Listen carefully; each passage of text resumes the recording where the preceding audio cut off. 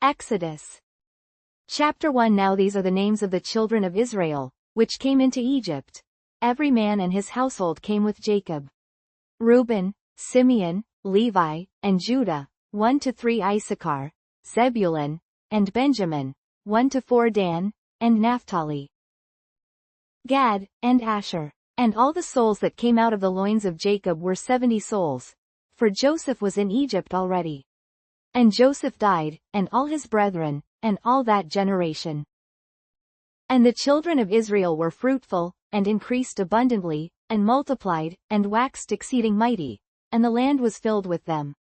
Now there arose up a new king over Egypt, which knew not Joseph.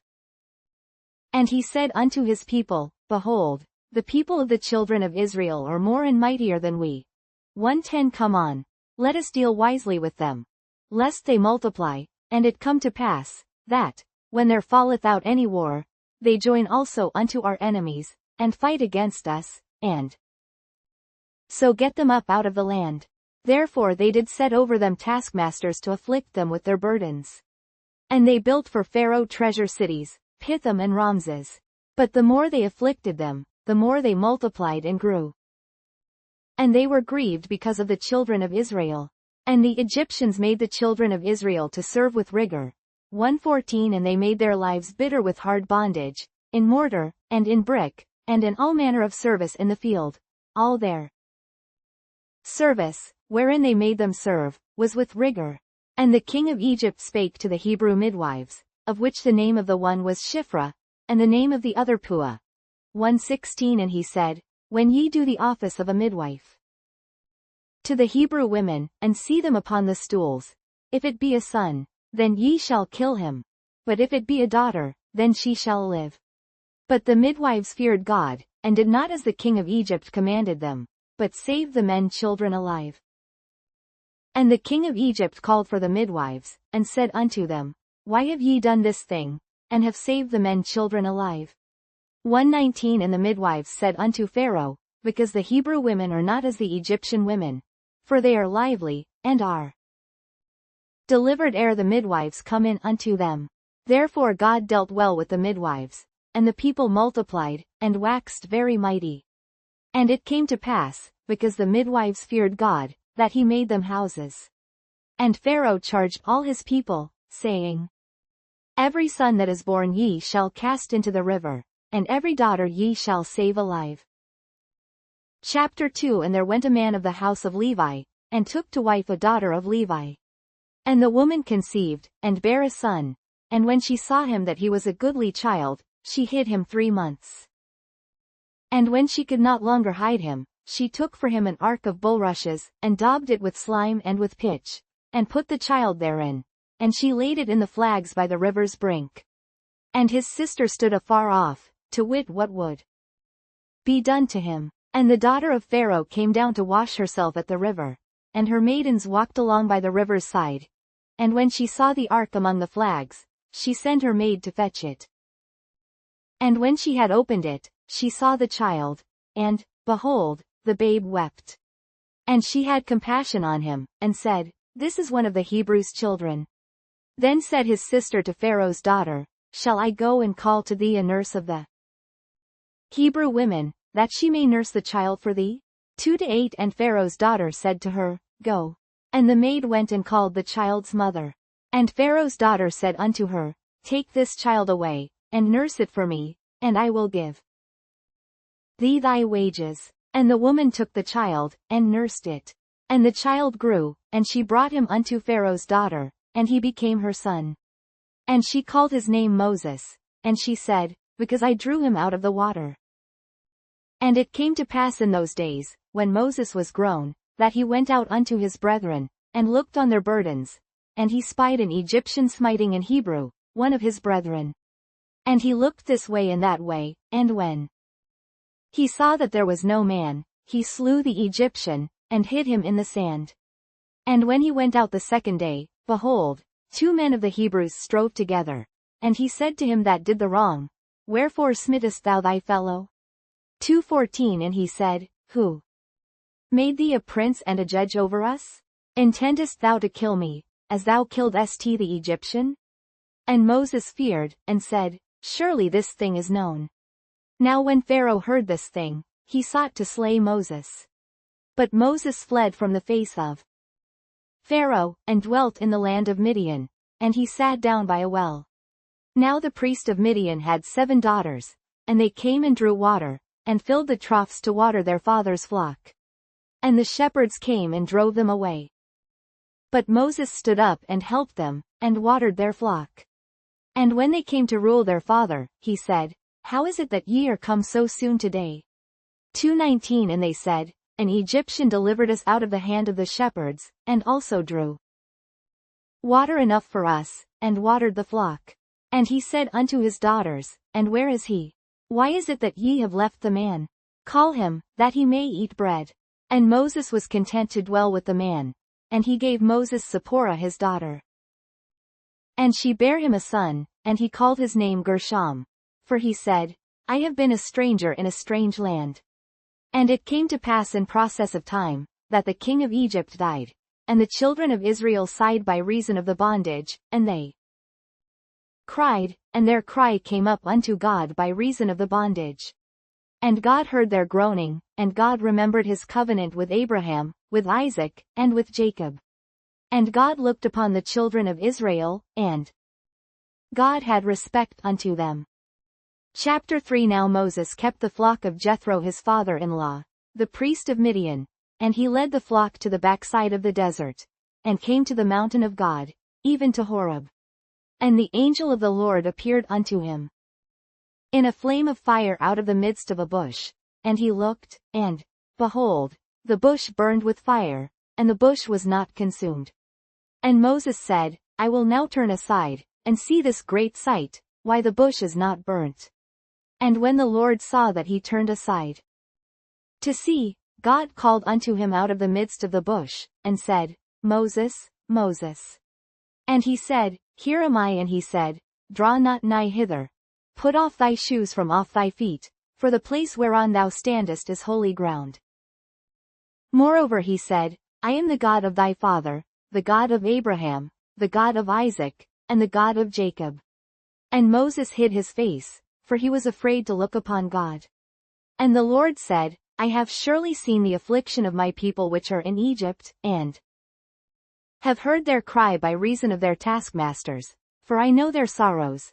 3-8 And I am come down to deliver them out of the hand of the Egyptians, and to bring them up out of that land unto a good land and a large, unto a land flowing with milk and honey, unto the place of the Canaanites, and the Hittites, and the Amorites, and the Perizzites, and the Hivites, and the Jebusites.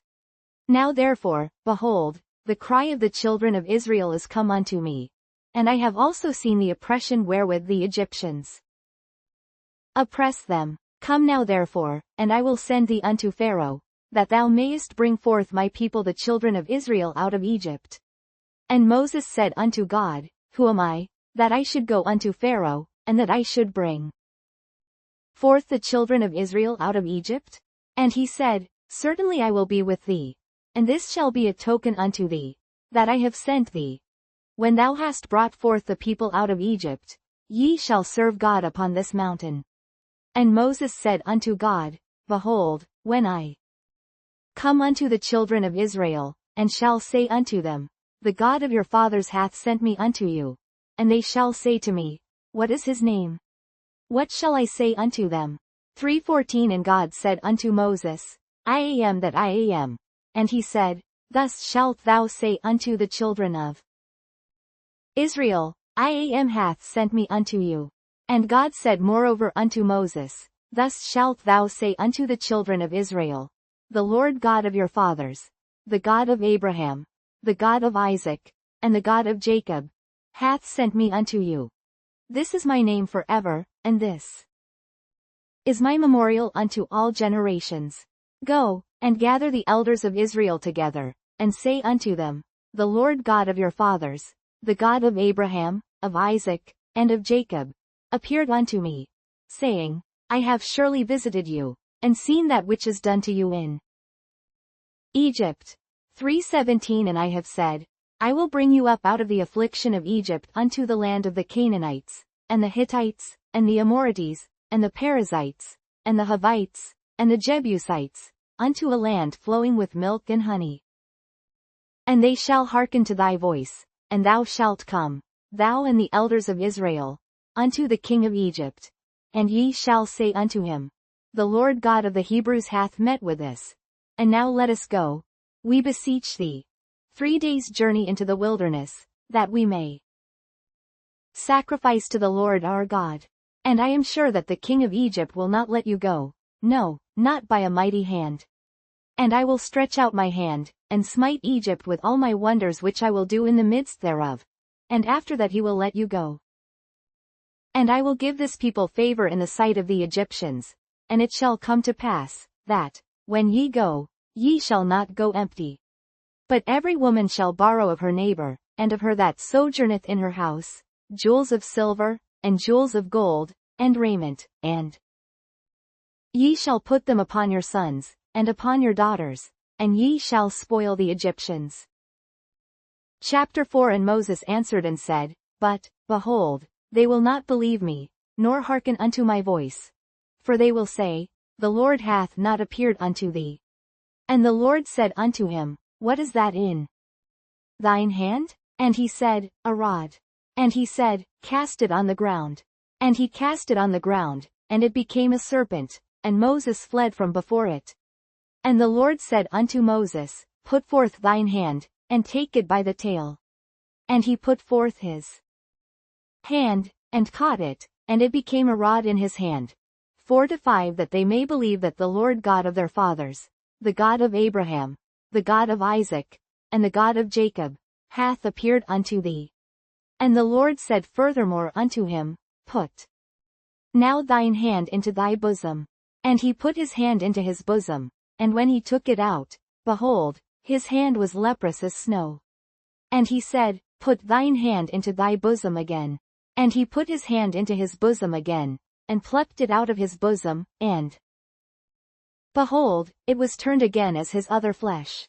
And it shall come to pass, if they will not believe thee, neither hearken to the voice of the first sign, that they will believe the voice of the latter sign.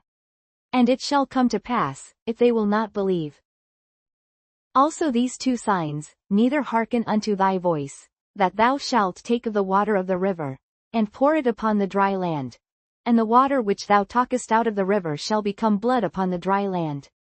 And Moses said unto the Lord, O my Lord, I am not eloquent, neither heretofore, nor since thou hast spoken unto thy servant, but I am slow of speech, and of a slow tongue. And the Lord said unto him, Who hath made man's mouth? Or who maketh the dumb, or deaf, or the seeing, or the blind? Have not I the Lord? 4:12 Now therefore go, and I will be with thy mouth, and teach thee what thou shalt say. And he said, O my Lord, send, I pray thee, by the hand of him whom thou wilt send. And the anger of the Lord was kindled against Moses, and he said, Is not Aaron the Levite thy brother? I know that he can speak well. And also, behold, he cometh forth to meet thee, and when he seeth thee, he will be glad in his heart. And thou shalt speak unto him, and put words in his mouth, and I will be with thy mouth, and with his mouth, and will teach you what ye shall do. And he shall be thy spokesman unto the people, and he shall be, even he shall be to thee instead of a mouth, and thou shalt be to him instead of God. And thou shalt take this rod in thine hand, wherewith thou shalt do signs. And Moses went and returned to Jethro his father-in-law, and said unto him, Let me go, I pray thee, and return unto my brethren which are in Egypt, and see whether they be yet alive. And Jethro said to Moses, Go in peace. And the Lord said unto Moses in Midian, Go, return into Egypt, for all the men are dead which sought thy life. And Moses took his wife and his sons, and set them upon an ass, and he returned to the land of Egypt, and Moses took the rod of God in his hand. And the Lord said unto Moses, When thou goest to return into Egypt, see that thou do all those wonders before Pharaoh, which I have put in thine hand. But I will harden his heart, that he shall not let the people go. And thou shalt say unto Pharaoh, Thus saith the Lord, Israel is my son, even my firstborn. 4:23 And I say unto thee, let my son go, that he may serve me. And if thou refuse to let him go, behold, I will slay thy son, even thy firstborn. And it came to pass by the way in the inn, that the Lord met him, and sought to kill him. Then Zipporah took a sharp stone, and cut off the foreskin of her son, and cast it at his feet, and said, Surely a bloody husband art thou to me. So he let him go. Then she said, A bloody husband thou art, because of the circumcision. And the Lord said to Aaron, Go into the wilderness to meet Moses. And he went, and met him in the mount of God, and kissed him. And Moses told Aaron all the words of the Lord who had sent him, and all the signs which he had commanded him. And Moses and Aaron went and gathered together all the elders of the children of Israel. 4:30 And Aaron spake all the words which the Lord had spoken unto Moses, and did the signs in the sight of the people. And the people believed, and when they heard that the Lord had visited the children of Israel, and that he had looked upon their affliction, then they bowed their heads and worshipped. Chapter 5 And afterward Moses and Aaron went in, and told Pharaoh, Thus saith the Lord God of Israel, Let my people go, that they may hold a feast unto me in the wilderness. And Pharaoh said, Who is the Lord, that I should obey his voice to let Israel go? I know not the Lord, neither will I let Israel go. And they said, The God of the Hebrews hath met with us. Let us go, we pray thee, 3 days' journey into the desert, and sacrifice unto the Lord our God, lest he fall upon us with pestilence, or with the sword. And the king of Egypt said unto them, Wherefore do ye, Moses and Aaron, let the people from their works get you unto your burdens? And Pharaoh said, Behold, the people of the land now are many, and ye make them rest from their burdens. And Pharaoh commanded the same day the taskmasters of the people, and their officers, saying, 5 to 7 Ye shall no more give the people straw to make brick, as heretofore. Let them go and gather straw for themselves. And the tale of the bricks, which they did make heretofore, ye shall lay upon them. Ye shall not diminish aught thereof. For they be idle. Therefore they cry, saying, Let us go and sacrifice to our God. Let their more work be laid upon the men, that they may labor therein, and let them not regard vain words. And the taskmasters of the people went out, and their officers, and they spake to the people, saying, Thus saith Pharaoh, I will not give you straw. Go ye, get you straw where ye can find it, yet not aught of your work shall be diminished. So the people were scattered abroad throughout all the land of Egypt to gather stubble instead of straw. And the taskmasters hasted them, saying, Fulfill your works, your daily tasks, as when there was straw. And the officers of the children of Israel, which Pharaoh's taskmasters had set over them, were beaten, and demanded, Wherefore have ye not fulfilled your task in making brick both yesterday and today, as heretofore? 5:15 Then the officers of the children of Israel came and cried unto Pharaoh, saying, Wherefore dealest thou thus with thy servants? 5:16 There is no straw given unto thy servants, and they say to us, Make brick, and, behold, thy servants are beaten, but the fault is in thine own people. But he said, Ye are idle, ye are idle. Therefore ye say, Let us go and do sacrifice to the Lord. Go therefore now, and work. For there shall no straw be given you, yet shall ye deliver the tale of bricks. And the officers of the children of Israel did see that they were in evil case, after it was said, Ye shall not minish aught from your bricks of your daily task. And they met Moses and Aaron, who stood in the way, as they came forth from Pharaoh. 5:21 And they said unto them, The Lord look upon you, and judge. Because ye have made our savor to be abhorred in the eyes of Pharaoh, and in the eyes of his servants, to put a sword in their hand to slay us. And Moses returned unto the Lord, and said, Lord, wherefore hast thou so evil entreated this people? Why is it that thou hast sent me? For since I came to Pharaoh to speak in thy name, he hath done evil to this people. Neither hast thou delivered thy people at all. Chapter 6 Then the Lord said unto Moses, Now shalt thou see what I will do to Pharaoh. For with a strong hand shall he let them go, and with a strong hand shall he drive them out of his land. And God spake unto Moses, and said unto him, I am the Lord. 6-3 And I appeared unto Abraham, unto Isaac, and unto Jacob, by the name of God Almighty, but by my name Jehovah was I not known to them. And I have also established my covenant with them, to give them the land of Canaan, the land of their pilgrimage, wherein they were strangers. And I have also heard the groaning of the children of Israel, whom the Egyptians keep in bondage, and I have remembered my covenant. Wherefore say unto the children of Israel, I am the Lord, and I will bring you out from under the burdens of the Egyptians, and I will rid you out of their bondage, and I will redeem you with a stretched out arm, and with great judgments. 6-7 And I will take you to me for a people, and I will be to you a God. And ye shall know that I am the Lord your God, which bringeth you out from under the burdens of the Egyptians. And I will bring you in unto the land, concerning the which I did swear to give it to Abraham, to Isaac, and to Jacob. And I will give it you for an heritage. I am the Lord. And Moses spake so unto the children of Israel, but they hearkened not unto Moses for anguish of spirit, and for cruel bondage. And the Lord spake unto Moses, saying, 6:11 Go in, speak unto Pharaoh king of Egypt, that he let the children of Israel go out of his land. And Moses spake before the Lord, saying, Behold, the children of Israel have not hearkened unto me. How then shall Pharaoh hear me, who am of uncircumcised lips? 6:13 And the Lord spake unto Moses and unto Aaron, and gave them a charge unto the children of Israel, and unto Pharaoh king of Egypt, to bring the children of Israel out of the land of Egypt. These be the heads of their fathers' houses, the sons of Reuben the firstborn of Israel, Hanoch, and Pallu, Hezron, and Carmi. These be the families of Reuben. And the sons of Simeon, Jemuel, and Hamin, and Ohad, and Jachin, and Zohar, and Shaul the son of a Canaanitish woman. These are the families of Simeon.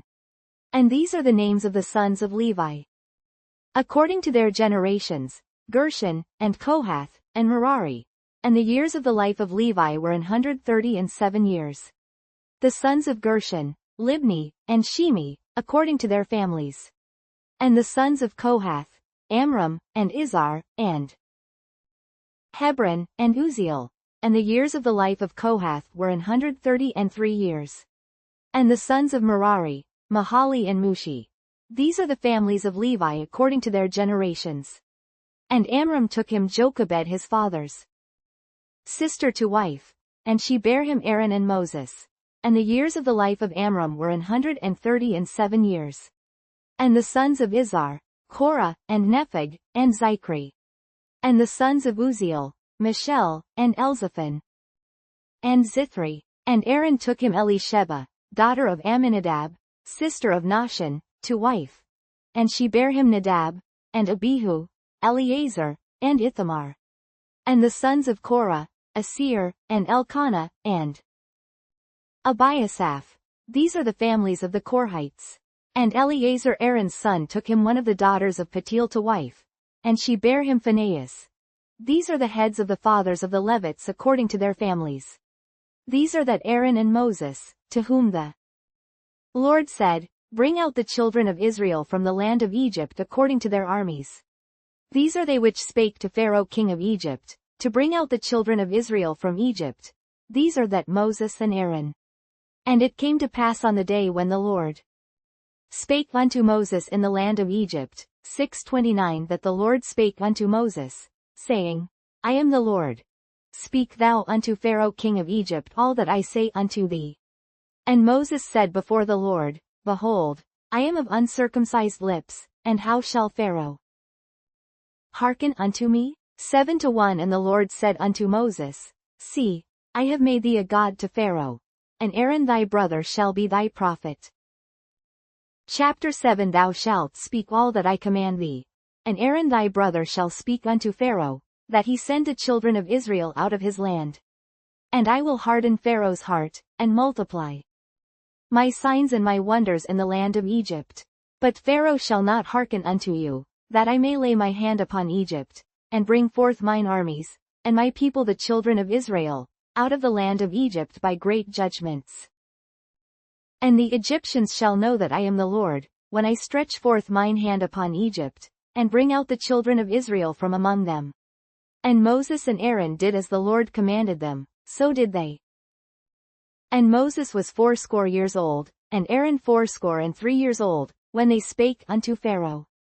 And the Lord spake unto Moses and unto Aaron, saying, 7 to 9 when Pharaoh shall speak unto you, saying, Show a miracle for you, then thou shalt say unto Aaron, Take thy rod, and cast it before Pharaoh, and it shall become a serpent. And Moses and Aaron went in unto Pharaoh, and they did so as the Lord had commanded. And Aaron cast down his rod before Pharaoh, and before his servants, and it became a serpent. Then Pharaoh also called the wise men and the sorcerers, now the magicians of Egypt, they also did in like manner with their enchantments. For they cast down every man his rod, and they became serpents. But Aaron's rod swallowed up their rods. And he hardened Pharaoh's heart, that he hearkened not unto them, as the Lord had said. And the Lord said unto Moses, Pharaoh's heart is hardened, he refuseth to let the people go. Get thee unto Pharaoh in the morning, lo, he goeth out unto the water. And thou shalt stand by the river's brink against he come. And the rod which was turned to a serpent shalt thou take in thine hand, and thou shalt say unto him, The Lord God of the Hebrews hath sent me unto thee, saying, Let my people go, that they may serve me in the wilderness. And, behold, hitherto thou wouldest not hear.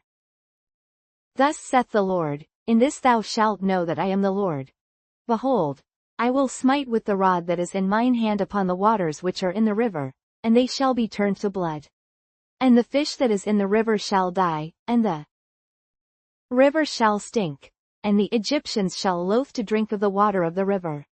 And the Lord spake unto Moses, Say unto Aaron, Take thy rod, and stretch out thine hand upon the waters of Egypt, upon their streams, upon their rivers, and upon their ponds, and upon all their pools of water, that they may become blood, and that there may be blood throughout all the land of Egypt, both in vessels of wood, and in vessels of stone. And Moses and Aaron did so, as the Lord commanded, and he lifted up the rod, and smote the waters that were in the river, in the sight of Pharaoh, and in the sight of his servants. And all the waters that were in the river were turned to blood.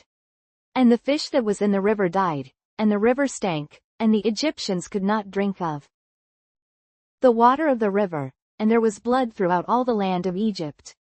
And the magicians of Egypt did so with their enchantments. And Pharaoh's heart was hardened, neither did he hearken unto them, as the Lord had said. And Pharaoh turned and went into his house, neither did he set his heart to this also. And all the Egyptians digged round about the river for water to drink, for they could not drink of the water of the river. And 7 days were fulfilled, after that the Lord had smitten the river. Chapter 8 And the Lord spake unto Moses, Go unto Pharaoh, and say unto him, Thus saith the Lord, Let my people go, that they may serve me. And if thou refuse to let them go, behold, I will smite all thy borders with frogs. 8 to 3 And the river shall bring forth frogs abundantly, which shall go up and come into thine house, and into thy bedchamber, and upon thy bed, and into the house of thy servants, and upon thy people, and into thine ovens, and into thy kneading troughs. And the frogs shall come up both on thee, and upon thy people, and upon all thy servants. And the Lord spake unto Moses, Say unto Aaron, Stretch forth thine hand with thy rod over the streams, over the rivers, and over the ponds, and cause frogs to come up upon the land of Egypt.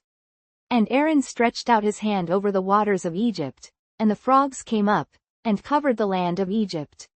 And the magicians did so with their enchantments, and brought up frogs upon the land of Egypt.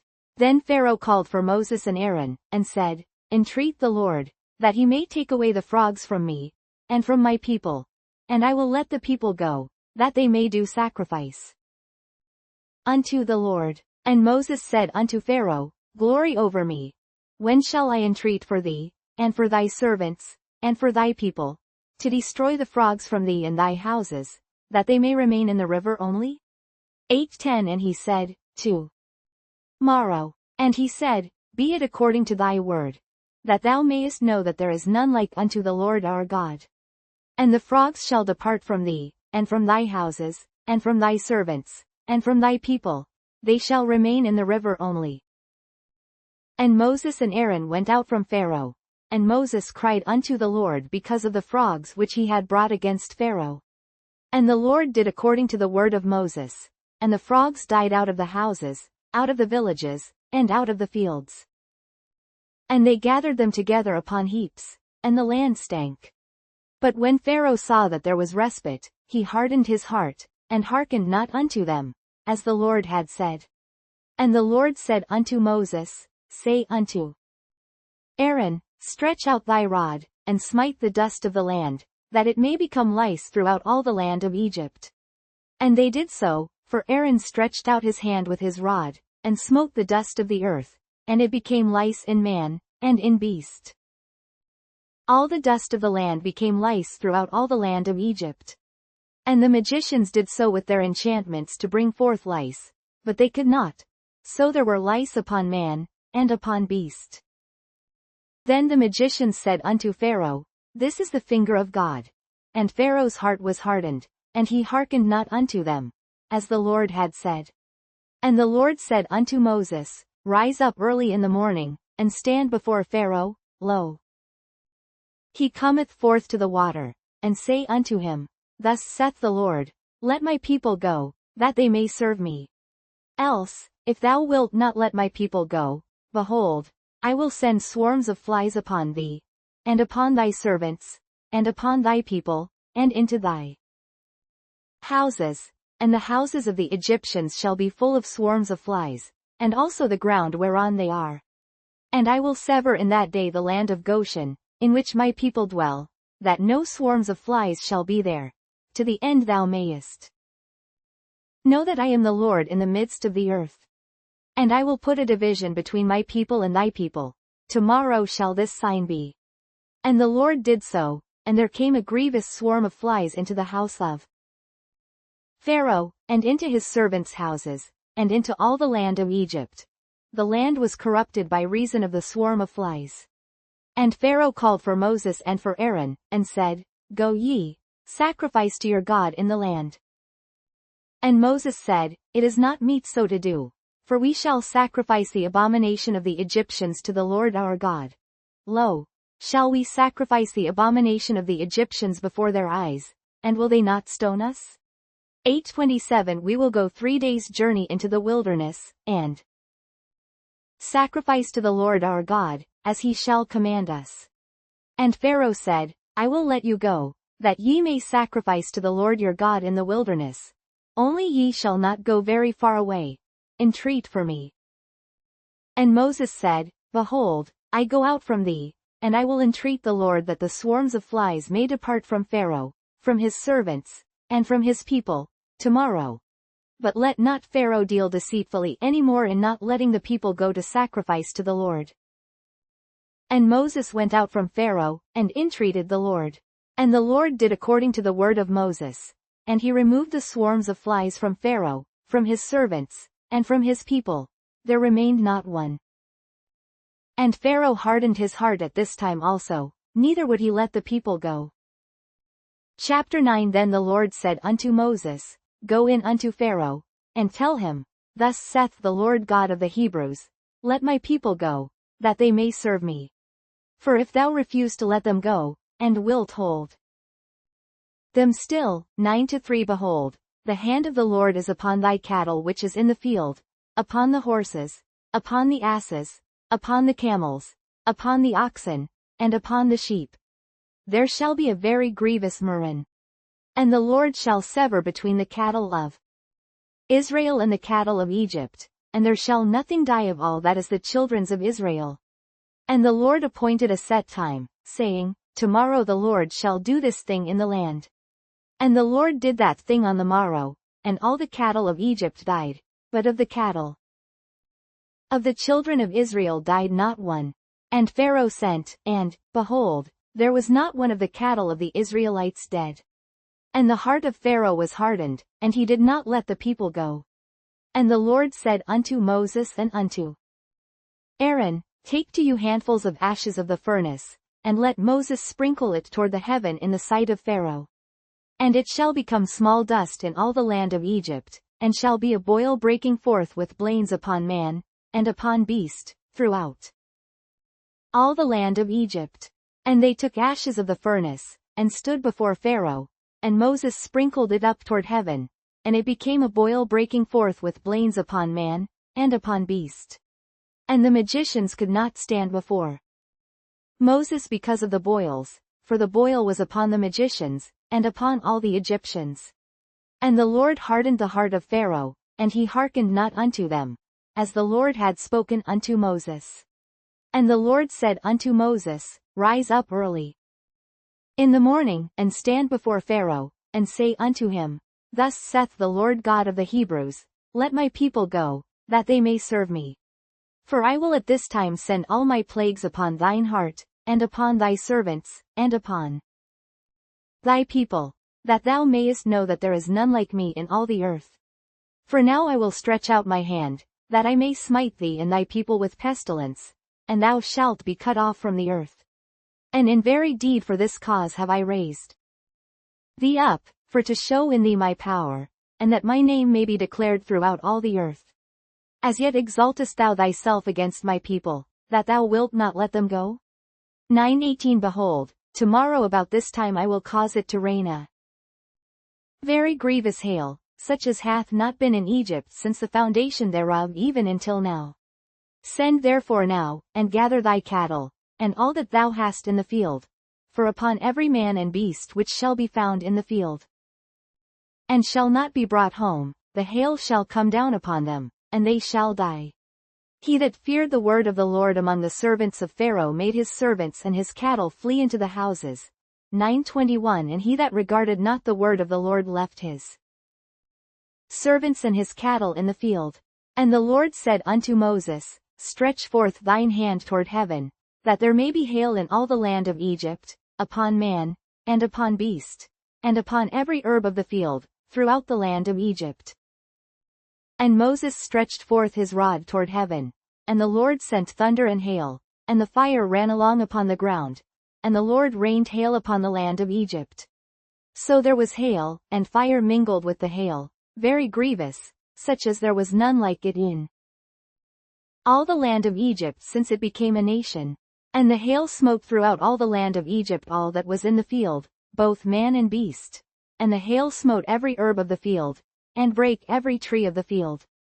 Only in the land of Goshen, where the children of Israel were, was there no hail. And Pharaoh sent, and called for Moses and Aaron, and said unto them, I have sinned this time. The Lord is righteous, and I and my people are wicked. Entreat the Lord, for it is enough, that there be no more mighty thunderings and hail, and I will let you go, and ye shall stay no longer.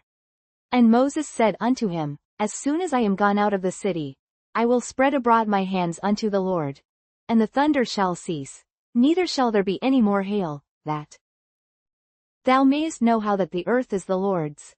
But as for thee and thy servants, I know that ye will not yet fear the Lord God.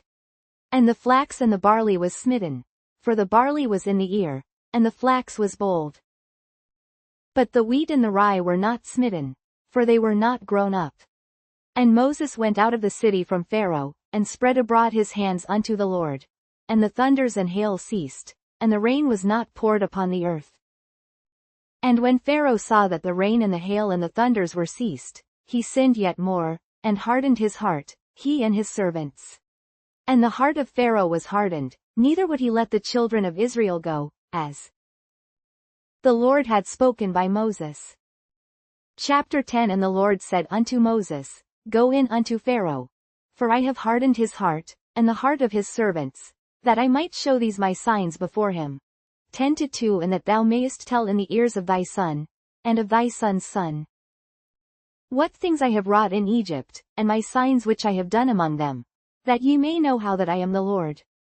And Moses and Aaron came in unto Pharaoh, and said unto him, Thus saith the Lord God of the Hebrews, How long wilt thou refuse to humble thyself before me? Let my people go, that they may serve me. Else, if thou refuse to let my people go, behold, tomorrow will I bring the locusts into thy coast. 10-5 And they shall cover the face of the earth, that one cannot be able to see the earth, and they shall eat the residue of that which is escaped, which remaineth unto you from the hail, and shall eat every tree which groweth for you out of the field. 10-6 And they shall fill thy houses, and the houses of all thy servants, and the houses of all the Egyptians, which neither thy fathers, nor thy fathers' fathers have seen, since the day that they were upon the earth unto this day. And he turned himself, and went out from Pharaoh. And Pharaoh's servants said unto him, How long shall this man be a snare unto us?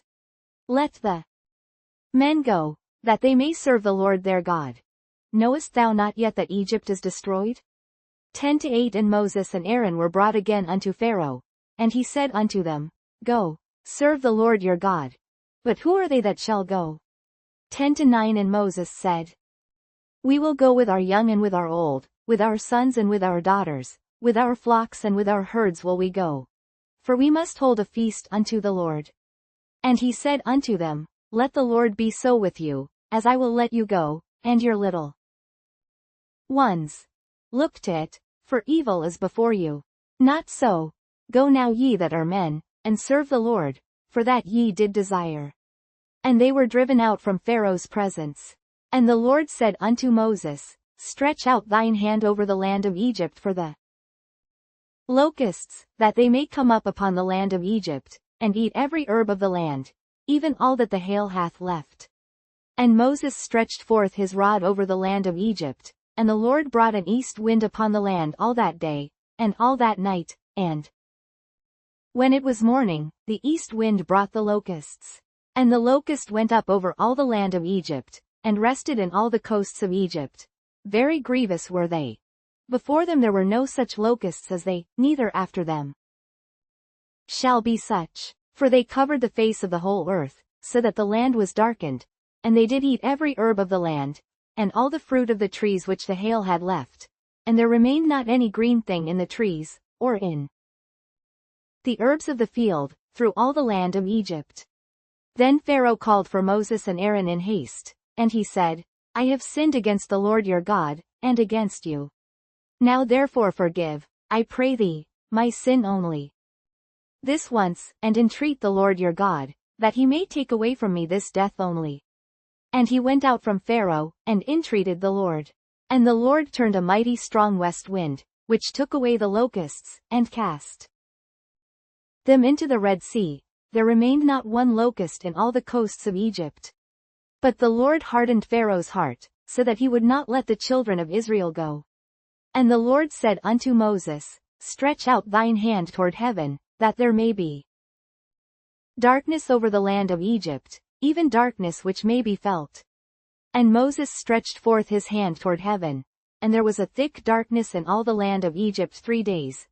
10-23 They saw not one another, neither rose any from his place for 3 days, but all the children of Israel had light in their dwellings. And Pharaoh called unto Moses, and said, Go ye, serve the Lord. Only let your flocks and your herds be stayed. Let your little ones also go with you. And Moses said, Thou must give us also sacrifices and burnt offerings, that we may sacrifice unto the Lord our God. Our cattle also shall go with us. There shall not an hoof be left behind, for thereof must we take to serve the Lord our God, and we know not with what we must serve the Lord, until we come thither. But the Lord hardened Pharaoh's heart, and he would not let them go. And Pharaoh said unto him, Get thee from me, take heed to thyself, see my face no more, for in that day thou seest my face thou shalt die. And Moses said, Thou hast spoken well, I will see thy face again no more. Chapter 11 And the Lord said unto Moses, Yet will I bring one plague more upon Pharaoh, and upon Egypt. Afterwards he will let you go hence.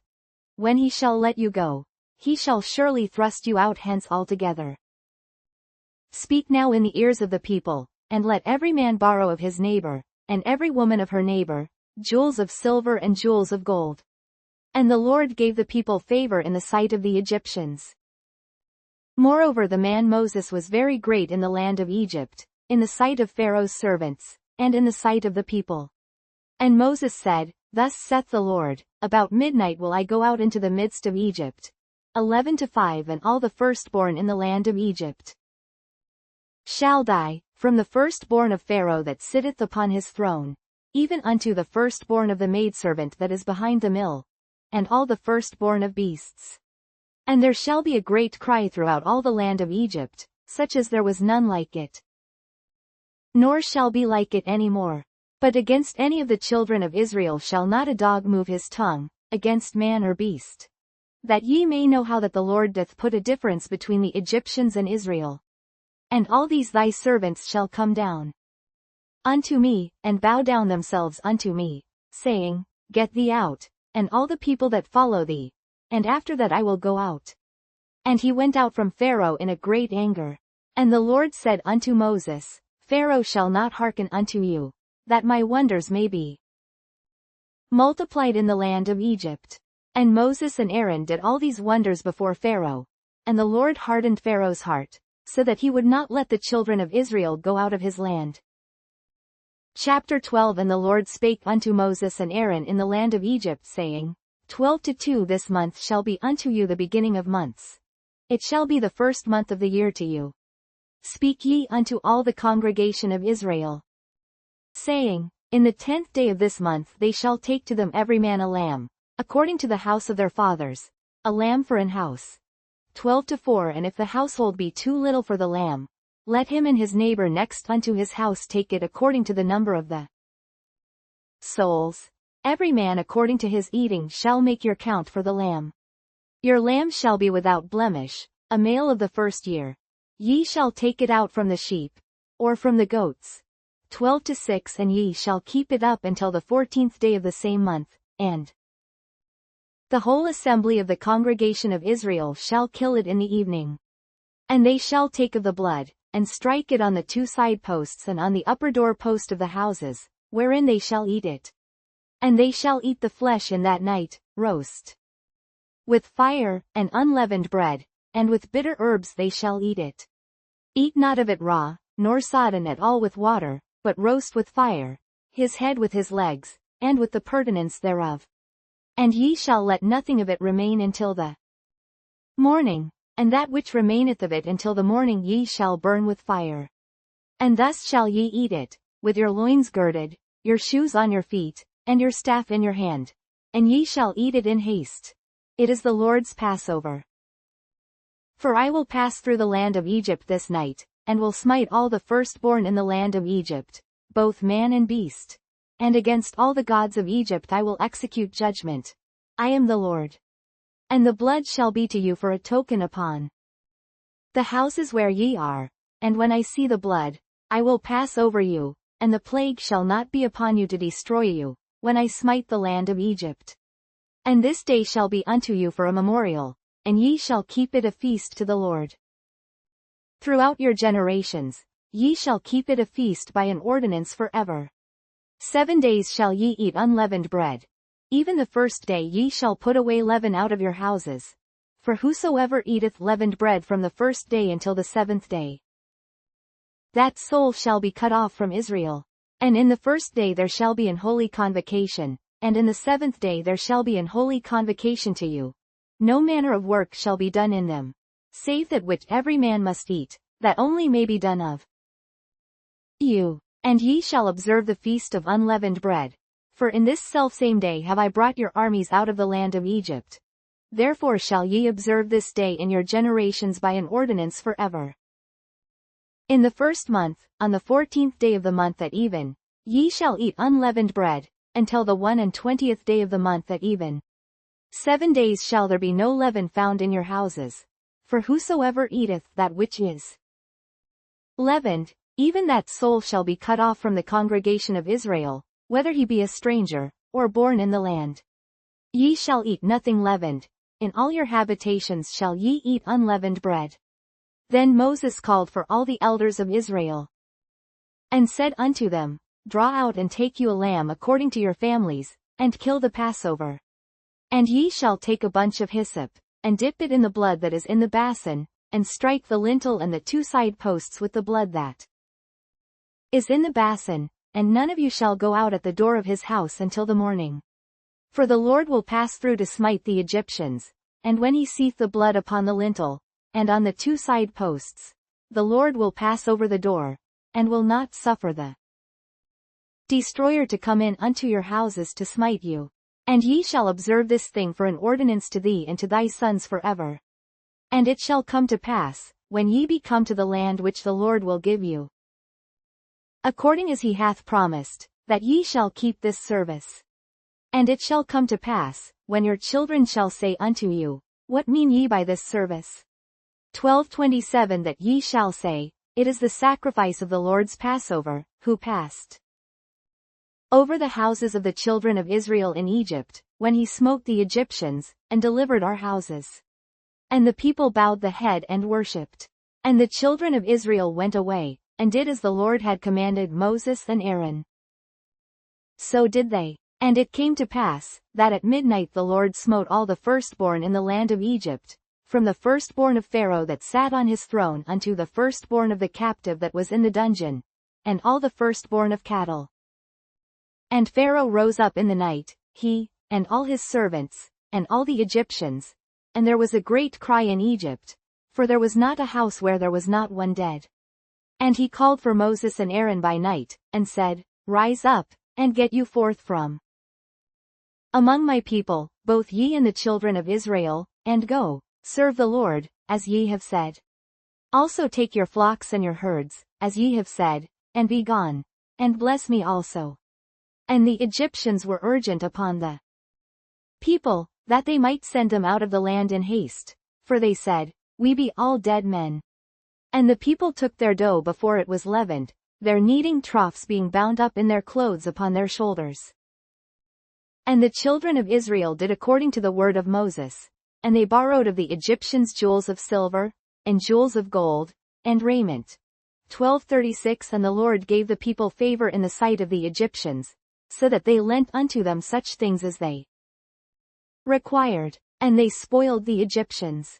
And the children of Israel journeyed from Ramesses to Succoth, about 600,000 on foot that were men, beside children. And a mixed multitude went up also with them, and flocks, and herds, even very much cattle. And they baked unleavened cakes of the dough which they brought forth out of Egypt, for it was not leavened, because they were thrust out of Egypt, and could not tarry, neither had they prepared for themselves any victual. Now the sojourning of the children of Israel, who dwelt in Egypt, was 430 years. And it came to pass at the end of the 430 years, even the selfsame day it came to pass, that all the hosts of the Lord went out from the land of Egypt. It is a night to be much observed unto the Lord for bringing them out from the land of Egypt. This is that night of the Lord to be observed of all the children of Israel in their generations. And the Lord said unto Moses and Aaron, This is the ordinance of the Passover. There shall no stranger eat thereof. 12:44 But every man's servant that is bought for money, when thou hast circumcised him, then shall he eat thereof. A foreigner and an hired servant shall not eat thereof. In one house shall it be eaten. Thou shalt not carry forth aught of the flesh abroad out of the house, neither shall ye break a bone thereof. All the congregation of Israel shall keep it. And when a stranger shall sojourn with thee, and will keep the Passover to the Lord, let all his males be circumcised, and then let him come near and keep it, and he shall be as one that is born in the land.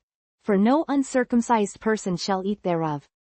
One law shall be to him that is homeborn, and unto the stranger that sojourneth among you. Thus did all the children of Israel, as the Lord commanded Moses and Aaron, so did they. And it came to pass the selfsame day, that the Lord did bring the children of Israel out of the land of Egypt by their armies. Chapter 13 And the Lord spake unto Moses, saying, 13:2 Sanctify unto me all the firstborn, whatsoever openeth the womb among the children of Israel, both of man and of beast, it is mine. And Moses said unto the people, Remember This day, in which ye came out from Egypt, out of the house of bondage, for by strength of hand the Lord brought you out from this place. There shall no leavened bread be eaten. This day came ye out in the month Abib. And it shall be when the Lord shall bring thee into the land of the Canaanites, and the Hittites, and the Amorites, and the Hivites, and the Jebusites, which he sware unto thy fathers to give thee, a land flowing with milk and honey, that thou shalt keep this service in this month. 7 days thou shalt eat unleavened bread. And in the 7th day shall be a feast to the Lord. Unleavened bread shall be eaten 7 days, and there shall no leavened bread be seen with thee, neither shall there be leaven seen with thee in all thy quarters. And thou shalt show thy son in that day, saying, This is done because of that which the Lord did unto me when I came forth out of Egypt. And it shall be for a sign unto thee upon thine hand, and for a memorial between thine eyes, that the Lord's law may be in thy mouth, for with a strong hand hath the Lord brought thee out of Egypt. Thou shalt therefore keep this ordinance in his season from year to year. And it shall be when the Lord shall bring thee into the land of the Canaanites, as he sware unto thee and to thy fathers, and shall give it thee. 13:12 That thou shalt set apart unto the Lord all that openeth the matrix, and every firstling that cometh of a beast which thou hast, the males shall be the Lord's. And every firstling of an ass thou shalt redeem with a lamb, and if thou wilt not redeem it, then thou shalt break his neck. And all the firstborn of man among thy children shalt thou redeem. And it shall be when thy son asketh thee in time to come, saying, What is this? That thou shalt say unto him, By strength of hand the Lord brought us out from Egypt, from the house of bondage. And it came to pass, when Pharaoh would hardly let us go, that the Lord slew all the firstborn in the land of Egypt, both the firstborn of man, and the firstborn of beast. Therefore I sacrifice to the Lord all that openeth the matrix, being males, but all the firstborn of my children I redeem. And it shall be for a token upon thine hand, and for frontlets between thine eyes. For by strength of hand the Lord brought us forth out of Egypt. And it came to pass, when Pharaoh had let the people go, that God led them not through the way of the land of the Philistines, although that was near. For God said, Lest peradventure the people repent when they see war, and they return to Egypt. 13:18 But God led the people about, through the way of the wilderness of the Red Sea, and the children of Israel went up harnessed out of the land of Egypt. And Moses took the bones of Joseph with him, for he had straitly sworn the children of Israel, saying, God will surely visit you, and ye shall carry up my bones away hence with you. And they took their journey from Succoth, and encamped in Etham, in the edge of the wilderness. And the Lord went before them by day in a pillar of a cloud, to lead them the way, and by night in a pillar of fire, to give them light, to go by day and night. 13:22 He took not away the pillar of the cloud by day, nor the pillar of fire by night, from before the people. Chapter 14 And the Lord spake unto Moses, saying, 14:2 Speak unto the children of Israel, that they turn and encamp before Pihahiroth, between Migdol and the sea, over against Baalzephon. Before it shall ye encamp by the sea. For Pharaoh will say of the children of Israel, They are entangled in the land, the wilderness hath shut them in. And I will harden Pharaoh's heart, that he shall follow after them, and I will be honored upon Pharaoh, and upon all his host, that the Egyptians may know that I am the Lord. And they did so. And it was told the king of Egypt that the people fled, and the heart of Pharaoh and of his servants was turned against the people, and they said, Why have we done this, that we have let Israel go from serving us? 14:6 And he made ready his chariot, and took his people with him. 14:7 And he took 600 chosen chariots, and all the chariots of Egypt, and captains over every one of them. And the Lord hardened the heart of Pharaoh, king of Egypt, and he pursued after the children of Israel, and the children of Israel went out with an high hand. But the Egyptians pursued after them, all the horses and chariots of Pharaoh, and his horsemen, and his army, and overtook them, encamping by the sea, beside Pihahiroth, before Baalzephon. And when Pharaoh drew nigh, the children of Israel lifted up their eyes, and, behold, the Egyptians marched after them. And they were sore afraid. And the children of Israel cried out unto the Lord. And they said unto Moses, because there were no graves in Egypt, hast thou taken us away to die in the wilderness? Wherefore hast thou dealt thus with us, to carry us forth out of Egypt? 14:12 Is not this the word that we did tell thee in Egypt, saying, Let us alone, that we may serve the Egyptians? For it had been better for us to serve the Egyptians, than that we should die in the wilderness. And Moses said unto the people, Fear ye not, stand still, and see the salvation of the Lord, which he will show to you today. For the Egyptians whom ye have seen today, ye shall see them again no more forever. The Lord shall fight for you, and ye shall hold your peace. And the Lord said unto Moses, Wherefore criest thou unto me? Speak unto the children of Israel, that they go forward. 14:16 But lift thou up thy rod, and stretch out thine hand over the sea, and divide it.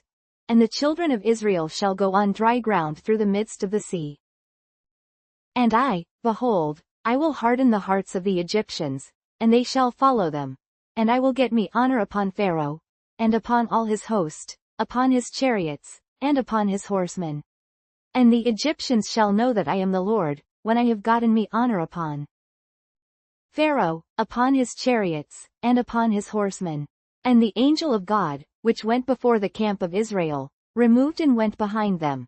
And the pillar of the cloud went from before their face, and stood behind them. 14:20 And it came between the camp of the Egyptians and the camp of Israel, and it was a cloud and darkness to them, but it gave light by night to these, so that the one came not near the other all the night. And Moses stretched out his hand over the sea. And the Lord caused the sea to go back by a strong east wind all that night, and made the sea dry land, and the waters were divided. And the children of Israel went into the midst of the sea upon the dry ground, and the waters were a wall unto them on their right hand, and on their left. And the Egyptians pursued, and went in after them to the midst of the sea, even all Pharaoh's horses, his chariots, and his horsemen. And it came to pass, that in the morning watch the Lord looked unto the host of the Egyptians through the pillar of fire and of the cloud, and troubled the host of the Egyptians. 14:25 And took off their chariot wheels, that they drave them heavily. So that the Egyptians said, Let us flee from the face of Israel, for the Lord fighteth for them against the Egyptians. And the Lord said unto Moses, Stretch out thine hand over the sea, that the waters may come again upon the Egyptians, upon their chariots, and upon their horsemen.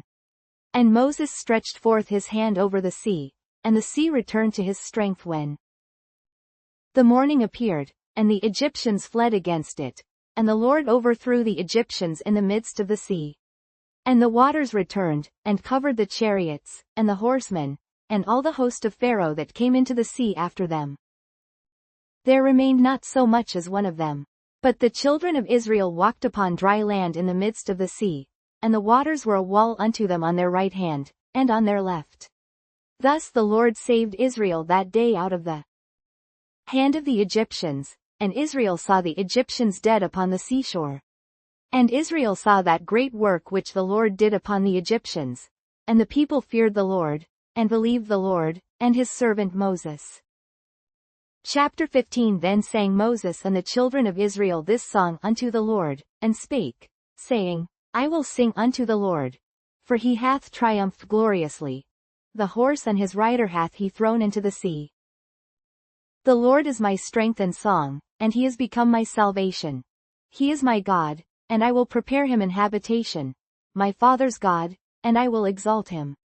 The Lord is a man of war, the Lord is his name. Pharaoh's chariots and his host hath he cast into the sea. His chosen captains also are drowned in the Red Sea. The depths have covered them, they sank into the bottom as a stone. Thy right hand, O Lord, is become glorious in power. Thy right hand, O Lord, hath dashed in pieces the enemy. And in the greatness of thine excellency thou hast overthrown them that rose up against thee. Thou sentest forth thy wrath, which consumed them as stubble. And with the blast of thy nostrils the waters were gathered together, the floods stood upright as an heap, and the depths were congealed in the heart of the sea.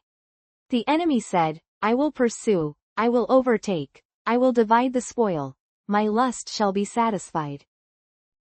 Upon them, I will draw my sword, my hand shall destroy them. Thou didst blow with thy wind, the sea covered them, they sank as lead in the mighty waters. Who is like unto thee, O Lord, among the gods? Who is like thee, glorious in holiness? Fearful in praises, doing wonders? 15:12 Thou stretched out thy right hand, the earth swallowed them. Thou in thy mercy hast led forth the people which thou hast redeemed. Thou hast guided them in thy strength unto thy holy habitation. The people shall hear, and be afraid. Sorrow shall take hold on the inhabitants of Palestina. Then the dukes of Edom shall be amazed, the mighty men of Moab, trembling shall take hold upon them. All the inhabitants of Canaan shall melt away. Fear and dread shall fall upon them, by the greatness of thine arm they shall be as still as a stone. Till thy people pass over, O Lord, till the people pass over, which thou hast purchased. Thou shalt bring them in, and plant them in the mountain of thine inheritance, in the place, O Lord, which thou hast made for thee to dwell in the sanctuary, O Lord, which thy hands have established. The Lord shall reign for ever and ever. For the horse of Pharaoh went in with his chariots and with his horsemen into the sea. And the Lord brought again the waters of the sea upon them, but the children of Israel went on dry land in the midst of the sea. And Miriam the prophetess, the sister of Aaron, took a timbrel in her hand, and all the women went out after her with timbrels and with dances. And Miriam answered them, Sing ye to the Lord, for he hath triumphed gloriously. The horse and his rider hath he thrown into the sea. So Moses brought Israel from the Red Sea, and they went out into the wilderness of Shur, and they went 3 days in the wilderness, and found no water. And when they came to Marah, they could not drink of the waters of Marah, for they were bitter. Therefore the name of it was called Marah. And the people murmured against Moses, saying, What shall we drink? 15:25 And he cried unto the Lord. And the Lord showed him a tree, which when he had cast into the waters were made sweet. There he made for them a statute and an ordinance, and there he proved them. 15:26 And said, If thou wilt diligently hearken to the voice of the Lord thy God, and wilt do that which is right in his sight, and wilt give ear to his commandments, and keep all his statutes, I will put none of these diseases upon thee, which I have brought upon the Egyptians. For I am the Lord that healeth thee. And they came to Elim, where were 12 wells of water, and 70 palm trees, and they encamped there by the waters. Chapter 16 And they took their journey from Elim, and all the congregation of the children of Israel came unto the wilderness of Sin, which is between Elim and Sinai, on the 15th day of the 2nd month after their departing out of the land of Egypt. And the whole congregation of the children of Israel murmured against Moses and Aaron in the wilderness. 16:3 And the children of Israel said unto them, Would to God we had died by the hand of the Lord in the land of Egypt, when we sat by the flesh pots, and when we did eat bread to the full. For ye have brought us forth into this wilderness, to kill this whole assembly with hunger. Then said the Lord unto Moses, Behold, I will rain bread from heaven for you, and the people shall go out and gather a certain rate every day, that I may prove them, whether they will walk in my law, or no. And it shall come to pass, that on the 6th day they shall prepare that which they bring in, and it shall be twice as much as they gather daily. And Moses and Aaron said unto all the children of Israel, At even, then ye shall know that the Lord hath brought you out from the land of Egypt. 16:7 And in the morning, then ye shall see the glory of the Lord. For that he heareth your murmurings against the Lord. And what are we, that ye murmur against us? 16:8 And Moses said, This shall be, when the Lord shall give you in the evening flesh to eat, and in the morning bread to the full. For that the Lord heareth your murmurings which ye murmur against him. And what are we?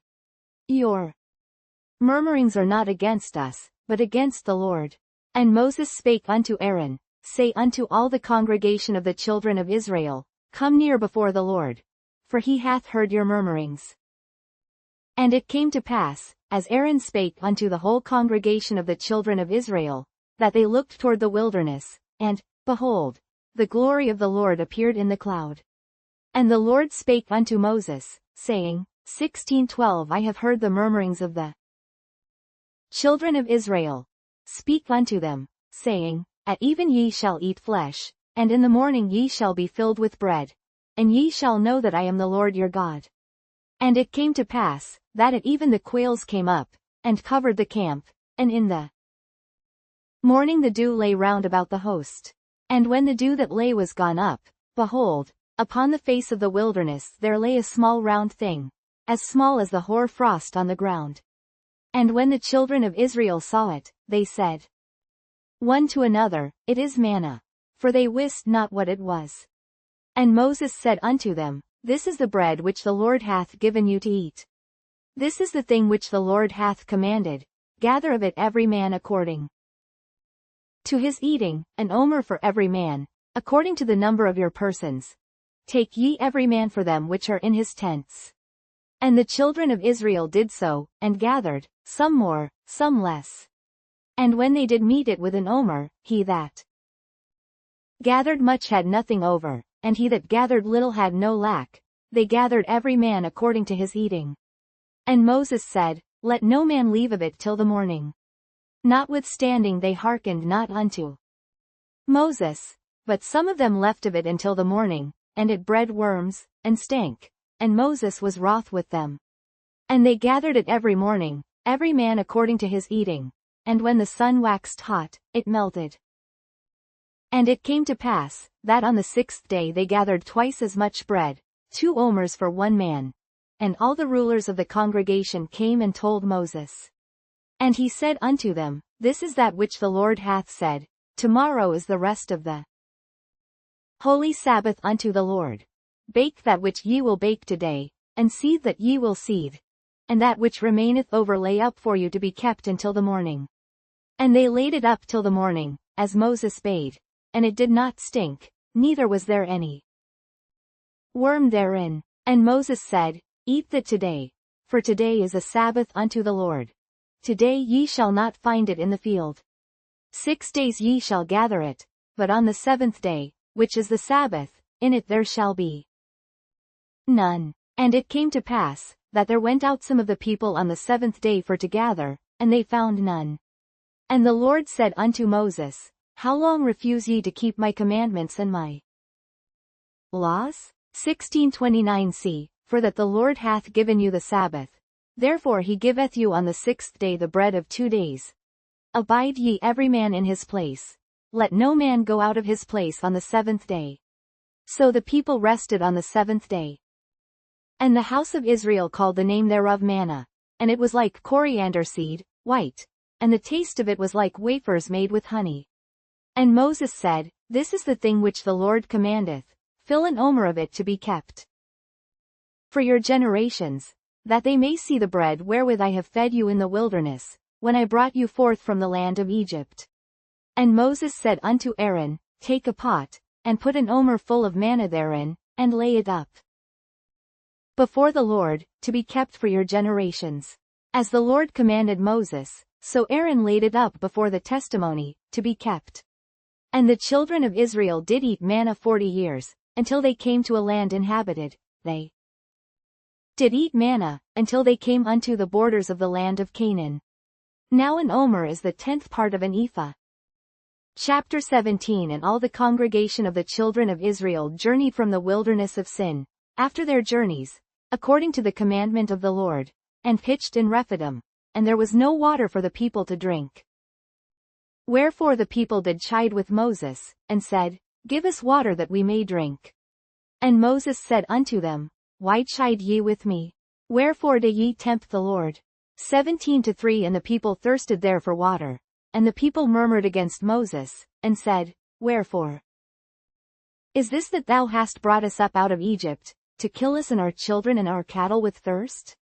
17:4. And Moses cried unto the Lord, saying, What shall I do unto this people? They be almost ready to stone me. And the Lord said unto Moses, Go on before the people, and take with thee of the elders of Israel, and thy rod, wherewith thou smootest the river, take in thine hand, and go. Behold, I will stand before thee there upon the rock in Horeb, and thou shalt smite the rock, and there shall come water out of it, that the people may drink. And Moses did so in the sight of the elders of Israel. And he called the name of the place Massah, and Meribah, because of the chiding of the children of Israel, and because they tempted the Lord, saying, Is the Lord among us, or not? 17-8 Then came Amalek, and fought with Israel in Rephidim. And Moses said unto Joshua, Choose us out men, and go out, fight with Amalek. Tomorrow I will stand on the top of the hill with the rod of God in mine hand. So Joshua did as Moses had said to him, and fought with Amalek. And Moses, Aaron, and Hur went up to the top of the hill. And it came to pass, when Moses held up his hand, that Israel prevailed, and when he let down his hand, Amalek prevailed. But Moses' hands were heavy, and they took a stone, and put it under him, and he sat thereon. And Aaron and Hur stayed up his hands, the one on the one side, and the other on the other side. And his hands were steady until the going down of the sun. And Joshua discomfited Amalek and his people with the edge of the sword. And the Lord said unto Moses, Write this for a memorial in a book, and rehearse it in the ears of Joshua. For I will utterly put out the remembrance of Amalek from under heaven. And Moses built an altar, and called the name of it Jehovah Nissi. 17:16 For he said, Because the Lord hath sworn that the Lord will have war with Amalek from generation to generation.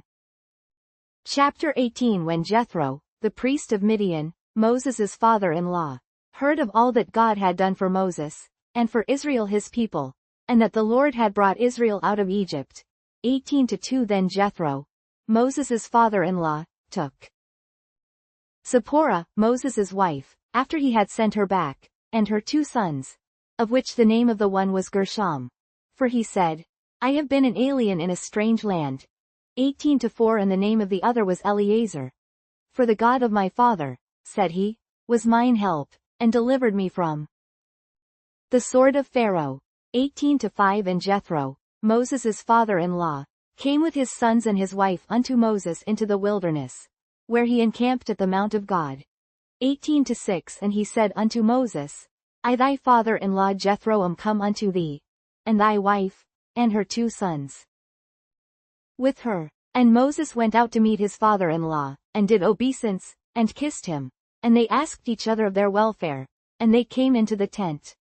And Moses told his father-in-law all that the Lord had done unto Pharaoh and to the Egyptians for Israel's sake, and all the travail that had come upon them by the way, and how the Lord delivered them.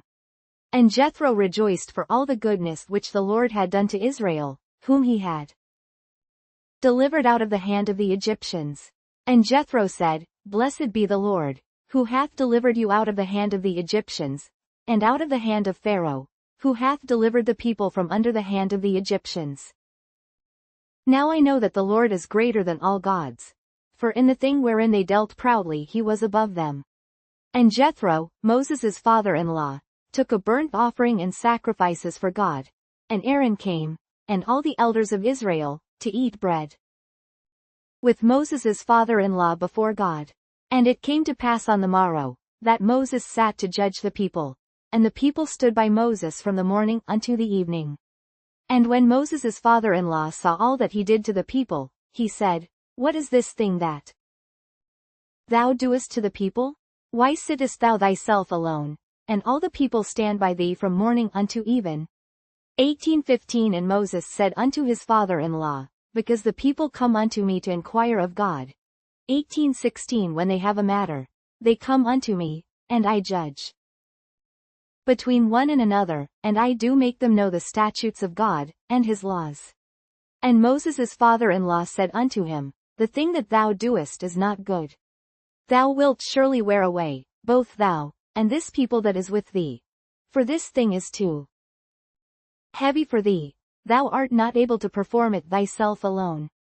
Hearken now unto my voice, I will give thee counsel, and God shall be with thee. Be thou for the people to God ward, that thou mayest bring the causes unto God. 18:20 And thou shalt Teach them ordinances and laws, and shalt show them the way wherein they must walk, and the work that they must do. Moreover thou shalt provide out of all the people able men, such as fear God, men of truth, hating covetousness, and place such over them, to be rulers of thousands, and rulers of hundreds, rulers of fifties, and rulers of tens. 18:22 And let them judge the people at all seasons. And it shall be, that every great matter they shall bring unto thee, but every small matter they shall judge. So shall it be easier for thyself, and they shall bear the burden with thee. If thou shalt do this thing, and God command thee so, then thou shalt be able to endure, and all this people shall also go to their place in peace. So Moses hearkened to the voice of his father-in-law, and did all that he had said.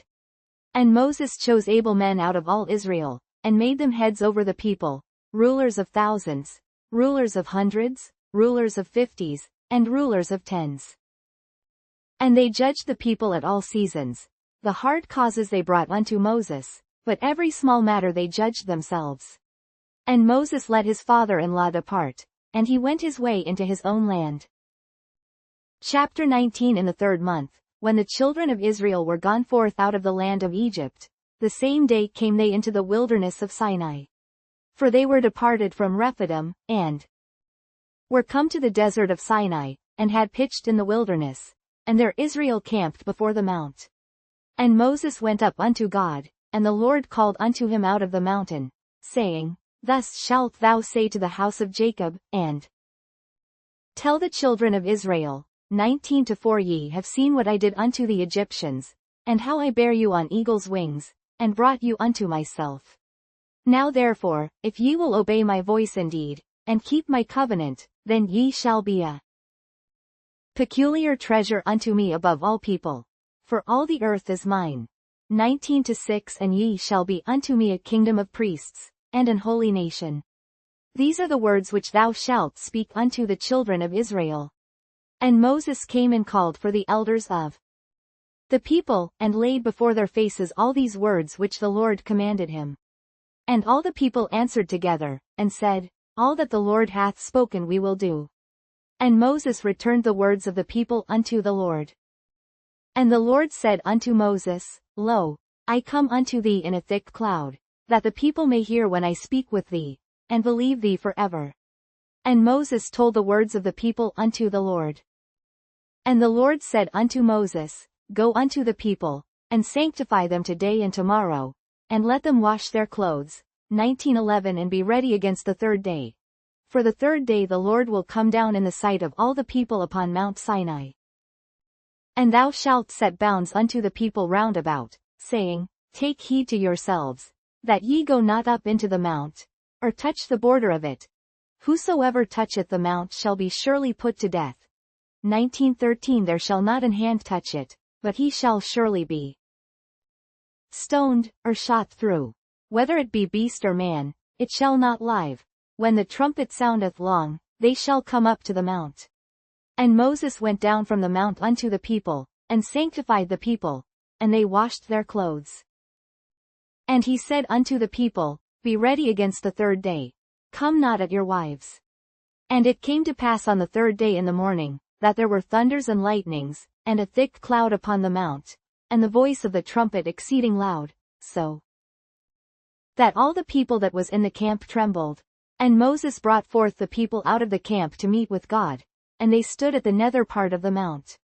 And Mount Sinai was altogether on a smoke, because the Lord descended upon it in fire, and the smoke thereof ascended as the smoke of a furnace, and the whole mount quaked greatly. And when the voice of the trumpet sounded long, and waxed louder and louder, Moses spake, and God answered him by a voice. And the Lord came down upon Mount Sinai, on the top of the mount, and the Lord called Moses up to the top of the mount, and Moses went up. And the Lord said unto Moses, Go down. Charge the people, lest they break through unto the Lord to gaze, and many of them perish. And let the priests also, which come near to the Lord, sanctify themselves, lest the Lord break forth upon them. And Moses said unto the Lord, The people cannot come up to Mount Sinai, for thou chargedest us, saying, set bounds about the mount, and sanctify it. And the Lord said unto him, Away, get thee down, and thou shalt come up, thou, and Aaron with thee. But let not the priests and the people break through to come up unto the Lord, lest he break forth upon them. So Moses went down unto the people, and spake unto them. Chapter 20 And God spake all these words, saying, 20-2 I am the Lord thy God, which have brought thee out of the land of Egypt, out of the house of bondage. Thou shalt have no other gods before me. Thou shalt not make unto thee any graven image, or any likeness of anything that is in heaven above, or that is in the earth beneath, or that is in the water under the earth. Thou shalt not bow down thyself to them, nor serve them, for I the Lord thy God am a jealous God, visiting the iniquity of the fathers upon the children unto the third and fourth generation of them that hate me, 20-6 And showing mercy unto thousands of them that love me, and keep my commandments. Thou shalt not take the name of the Lord thy God in vain, for the Lord will not hold him guiltless that taketh his name in vain. Remember the Sabbath day, to keep it holy. 6 days shalt thou labor, and do all thy work. 20-10 But the seventh day is the Sabbath of the Lord thy God. In it thou shalt not do any work. Thou, nor thy son, nor thy daughter, thy manservant, nor thy maidservant, nor thy cattle, nor thy stranger that is within thy gates. 20-11 For in 6 days the Lord made heaven and earth, the sea, and all that in them is, and rested the seventh day. Wherefore the Lord blessed the Sabbath day, and hallowed it. Honor thy father and thy mother, that thy days may be long upon the land which the Lord thy God giveth thee. Thou shalt not kill. Thou shalt not commit adultery. Thou shalt not steal. Thou shalt not bear false witness against thy neighbor. Thou shalt not covet thy neighbor's house. Thou shalt not covet thy neighbor's wife, nor his manservant, nor his maidservant, nor his ox, nor his ass, nor anything that is thy neighbor's. And all the people saw the thunderings, and the lightnings, and the noise of the trumpet, and the mountain smoking. And when the people saw it, they removed, and stood afar off. And they said unto Moses, Speak thou with us, and we will hear. But let not God speak with us, lest we die. And Moses said unto the people, Fear not, for God is come to prove you, and that his fear may be before your faces, that ye sin not. And the people stood afar off, and Moses drew near unto the thick darkness where God was. And the Lord said unto Moses, Thus thou shalt say unto the children of Israel, Ye have seen that I have talked with you from heaven. Ye shall not make with me gods of silver, neither shall ye make unto you gods of gold. An altar of earth thou shalt make unto me, and shalt sacrifice thereon thy burnt offerings, and thy peace offerings, thy sheep, and thine oxen.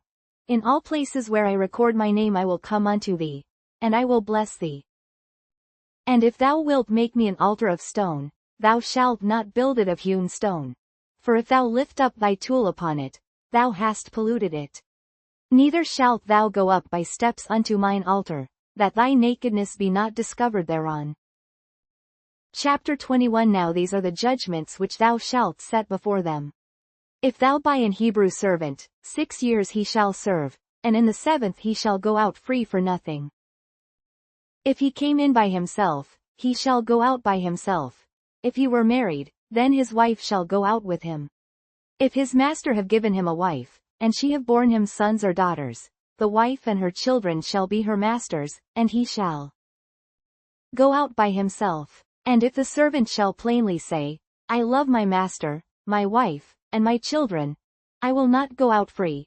21-6 Then his master shall bring him unto the judges. He shall also bring him to the door, or unto the doorpost, and his master shall bore his ear through with an awl, and he shall serve him forever. And if a man sell his daughter to be a maidservant, she shall not go out as the menservants do. If she please not her master, who hath betrothed her to himself, then shall he let her be redeemed. To sell her unto a strange nation he shall have no power, seeing he hath dealt deceitfully with her. And if he have betrothed her unto his son, he shall deal with her after the manner of daughters. If he take him another wife, her food, her raiment, and her duty of marriage, shall he not diminish. And if he do not these three unto her, then shall she go out free without money. He that smiteth a man, so that he die, shall be surely put to death. And if a man lie not in wait, but God deliver him into his hand, then I will appoint thee a place whither he shall flee. But if a man come presumptuously upon his neighbor, to slay him with guile, thou shalt take him from mine altar, that he may die. And he that smiteth his father, or his mother, shall be surely put to death. And he that stealeth a man, and selleth him, or if he be found in his hand, he shall surely be put to death. And he that curseth his father, or his mother, shall surely be put to death. And if men strive together, and one smite another with a stone, or with his fist, and he die not, but keepeth his bed. 21:19 If he rise again, and walk abroad upon his staff, then shall he that smote him be quit. Only he shall pay for the loss of his time, and shall cause him to be thoroughly healed. And if a man smite his servant, or his maid, with a rod, and he die under his hand, he shall be surely punished. Notwithstanding, if he continue a day or two, he shall not be punished, for he is his money. If men strive, and hurt a woman with child, so that her fruit depart from her, and yet no mischief follow, he shall be surely punished, according as the woman's husband will lay upon him, and he shall pay as the judges determine. And if any mischief follow, then thou shalt give life for life, eye for eye, tooth for tooth, hand for hand, foot for foot, burning for burning, wound for wound, stripe for stripe. And if a man smite the eye of his servant, or the eye of his maid, that it perish, he shall let him go free for his eye's sake. And if he smite out his manservant's tooth, or his maidservant's tooth, he shall let him go free for his tooth's sake. If an ox gore a man or a woman, that they die, then the ox shall be surely stoned, and his flesh shall not be eaten. But the owner of the ox shall be quit. But if the ox were wont to push with his horn in time past, and it hath been testified to his owner, and he hath not kept him in, but that he hath killed a man or a woman, the ox shall be stoned, and his owner also shall be put to death. If there be laid on him a sum of money, then he shall give for the ransom of his life whatsoever is laid upon him. Whether he have gored a son, or have gored a daughter, according to this judgment shall it be done unto him. If the ox shall push a manservant or a maidservant, he shall give unto their master 30 shekels of silver, and the ox shall be stoned. And if a man shall open a pit, or if a man shall dig a pit, and not cover it, and an ox or an ass fall therein, 21:34 The owner of the pit shall make it good, and give money unto the owner of them, and the dead beast shall be his. And if one man's ox hurt another's, that he die, then they shall sell the live ox, and divide the money of it, and the dead ox also they shall divide. Or if it be known that the ox hath used to push in time past, and his owner hath not kept him in, he shall surely pay ox for ox, and the dead shall be his own. Chapter 22 If a man shall steal an ox, or a sheep, and kill it, or sell it, he shall restore 5 oxen for an ox, and 4 sheep for a sheep. If a thief be found breaking up, and be smitten that he die, there shall no blood be shed for him. If the sun be risen upon him, there shall be blood shed for him, for he should make full restitution. If he have nothing, then he shall be sold for his theft. If the theft be certainly found in his hand alive, whether it be ox, or ass, or sheep, he shall restore double. If a man shall cause a field or vineyard to be eaten, and shall put in his beast, and shall feed in another man's field, of the best of his own field, and of the best of his own vineyard, shall he make restitution. If fire break out, and catch in thorns, so that the stacks of corn, or the standing corn, or the field, be consumed therewith, he that kindled the fire shall surely make restitution. If a man shall deliver unto his neighbor money, or stuff to keep, and it be stolen out of the man's house, if the thief be found, let him pay double. If the thief be not found, then the master of the house shall be brought unto the judges, to see whether he have put his hand unto his neighbor's goods. For all manner of trespass, whether it be for ox, for ass, for sheep, for raiment, or for any manner of lost thing which another challengeth to be his, the cause of both parties shall come before the judges, and whom the judges shall condemn, he shall pay double unto his neighbor. If a man deliver unto his neighbor an ass, or an ox, or a sheep, or any beast, to keep, and it die, or be hurt, or driven away, no man seeing it, 22:11 Then shall an oath of the Lord be between them both, that he hath not put his hand unto his neighbor's goods, and the owner of it shall accept thereof, and he shall not make it good. And if it be stolen from him, he shall make restitution unto the owner thereof. If it be torn in pieces, then let him bring it for witness, and he shall not make good that which was torn. And if a man borrow aught of his neighbor, and it be hurt, or die, the owner thereof being not with it, he shall surely make it good. But if the owner thereof be with it, he shall not make it good. If it be an hired thing, it came for his hire. And if a man entice a maid that is not betrothed, and lie with her, he shall surely endow her to be his wife. If her father utterly refuse to give her unto him, he shall pay money according to the dowry of virgins. Thou shalt not suffer a witch to live. Whosoever lieth with a beast shall surely be put to death. He that sacrificeth unto any god, save unto the Lord only, he shall be utterly destroyed. Thou shalt neither vex a stranger, nor oppress him. For ye were strangers in the land of Egypt. Ye shall not afflict any widow, or fatherless child. If thou afflict them in any wise, and they cry at all unto me, I will surely hear their cry. 22:24 And my wrath shall wax hot, and I will kill you with the sword, and your wives shall be widows, and your children fatherless. If thou lend money to any of my people that is poor by thee, thou shalt not be to him as an usurer, neither shalt thou lay upon him usury. If thou at all take thy neighbor's raiment to pledge, thou shalt deliver it unto him by that the sun goeth down. 22:27 For that is his covering only, it is his raiment for his skin. Wherein shall he sleep? And it shall come to pass, when he crieth unto me, that I will hear, for I am gracious. Thou shalt not revile the gods, nor curse the ruler of thy people. Thou shalt not delay to offer the first of thy ripe fruits, and of thy liquors. The firstborn of thy sons shalt thou give unto me. Likewise shalt thou do with thine oxen, and with thy sheep. 7 days it shall be with his dam. On the 8th day thou shalt give it me. And ye shall be holy men unto me. Neither shall ye eat any flesh that is torn of beasts in the field. Ye shall cast it to the dogs. Chapter 23 Thou shalt not raise a false report. Put not thine hand with the wicked to be an unrighteous witness. Thou shalt not follow a multitude to do evil, neither shalt thou speak in a cause to decline. After many to wrest judgment. 23:3 Neither shalt thou countenance a poor man in his cause.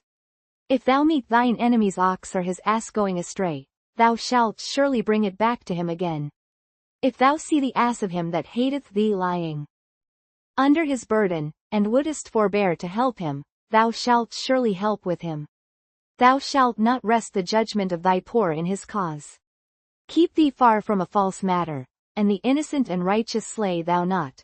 For I will not justify the wicked. And thou shalt take no gift. For the gift blindeth the wise, and perverteth the words of the righteous. Also thou shalt not oppress a stranger. For ye know the heart of a stranger, seeing ye were strangers in the land of Egypt. And 6 years thou shalt sow thy land, and shalt gather in the fruits thereof. 23:11 But the 7th year thou shalt let it rest and lie still, that the poor of thy people may eat, and what they leave the beasts of the field shall eat. In like manner thou shalt deal with thy vineyard, and with thy olive yard. 6 days thou shalt do thy work, and on the 7th day thou shalt rest, that thine ox and thine ass may rest, and the son of thy handmaid, and the stranger, may be refreshed. And in all things that I have said unto you be circumspect, and make no mention of the name of other gods, neither let it be heard out of thy mouth. 3 times thou shalt keep a feast unto me in the year. Thou shalt keep the feast of unleavened bread. Thou shalt eat unleavened bread 7 days, as I commanded thee, in the time appointed of the month Abib. For in it thou camest out from Egypt. And none shall appear before me empty smiley face. 23:16 In the feast of harvest, the first fruits of thy labors, which thou hast sown in the field, and the feast of ingathering, which is in the end of the year, when thou hast gathered in thy labors out of the field. 3 times in the year all thy males shall appear before the Lord God. Thou shalt not offer the blood of my sacrifice with leavened bread, neither shall the fat of my sacrifice remain until the morning. The first of the first fruits of thy land thou shalt bring into the house of the Lord thy God. Thou shalt not see the kid in his mother's milk.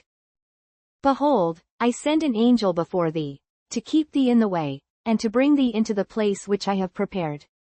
Beware of him, and obey his voice, provoke him not, for he will not pardon your transgressions, for my name is in him.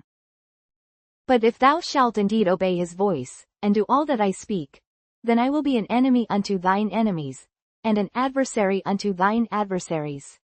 For mine angel shall go before thee, and bring thee in unto the Amorites, and the Hittites, and the Perizzites, and the Canaanites, the Hivites, and the Jebusites, and I will cut them off. Thou shalt not bow down to their gods, nor serve them, nor do after their works. But thou shalt utterly overthrow them, and quite break down their images. And ye shall serve the Lord your God, and he shall bless thy bread, and thy water, and I will take sickness away from the midst of thee. There shall nothing cast their young, nor be barren, in thy land. The number of thy days I will fulfill. I will send my fear before thee, and will destroy all the people to whom thou shalt come, and I will make all thine enemies turn their backs unto thee. And I will send hornets before thee, which shall drive out the Hivite, the Canaanite, and the Hittite, from before thee. I will not drive them out from before thee in 1 year, lest the land become desolate, and the beast of the field multiply against thee. By little and little I will drive them out from before thee, until thou be increased, and inherit the land. And I will set thy bounds from the Red Sea even unto the sea of the Philistines, and from the desert unto the river. For I will deliver the inhabitants of the land into your hand, and thou shalt drive them out before thee. Thou shalt make no covenant with them, nor with their gods. They shall not dwell in thy land, lest they make thee sin against me. For if thou serve their gods, it will surely be a snare unto thee. Chapter 24 And he said unto Moses, Come up unto the Lord, thou, and Aaron, Nadab, and Abihu, and 70 of the elders of Israel, and worship ye afar off. And Moses alone shall come near the Lord. But they shall not come nigh, neither shall the people go up with him. And Moses came and told the people all the words of the Lord, and all the judgments. And all the people answered with one voice, and said, All the words which the Lord hath said, will we do. And Moses wrote all the words of the Lord, and rose up early in the morning, and builded an altar under the hill, and 12 pillars, according to the 12 tribes of Israel. And he sent young men of the children of Israel, which offered burnt offerings, and sacrificed peace offerings of oxen unto the Lord. And Moses took half of the blood, and put it in basins, and half of the blood he sprinkled on the altar. And he took the book of the covenant, and read in the audience of the people, and they said, All that the Lord hath said will we do, and be obedient. And Moses took the blood, and sprinkled it on the people, and said, Behold the blood of the covenant, which the Lord hath made with you. Concerning all these words, then went up Moses, and Aaron, Nadab, and Abihu, and 70 of the elders of Israel. 24:10 And they saw the God of Israel. And there was under his feet as it were a paved work of a sapphire stone, and as it were the body of heaven in his clearness. And upon the nobles of the children of Israel he laid not his hand. Also they saw God, and did eat and drink. And the Lord said unto Moses, Come up to me into the mount, and be there, and I will give thee tables of stone, and a law, and commandments which I have written, that thou mayest teach them. And Moses rose up, and his minister Joshua, and Moses went up into the mount of God. And he said unto the elders, Tarry ye here for us, until we come again unto you. And, behold, Aaron and Hur are with you. If any man have any matters to do, let him come unto them. And Moses went up into the mount, and a cloud covered the mount. And the glory of the Lord abode upon Mount Sinai, and the cloud covered it 6 days, and the 7th day he called unto Moses out of the midst of the cloud. And the sight of the glory of the Lord was like devouring fire on the top of the mount in the eyes of the children of Israel. And Moses went into the midst of the cloud, and gat him up into the mount. And Moses was in the mount 40 days and 40 nights. Chapter 25 And the Lord spake unto Moses, saying, 25-2 Speak unto the children of Israel, that they bring me an offering. Of every man that giveth it willingly with his heart ye shall take my offering.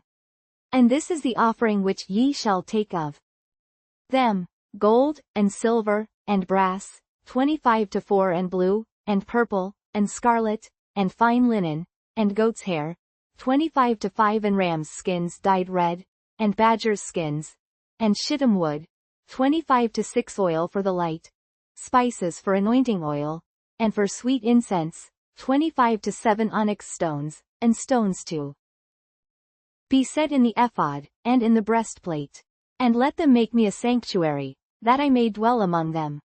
According to all that I show thee, after the pattern of the tabernacle, and the pattern of all the instruments thereof, even so shall ye make it. And they shall make an ark of shittim wood.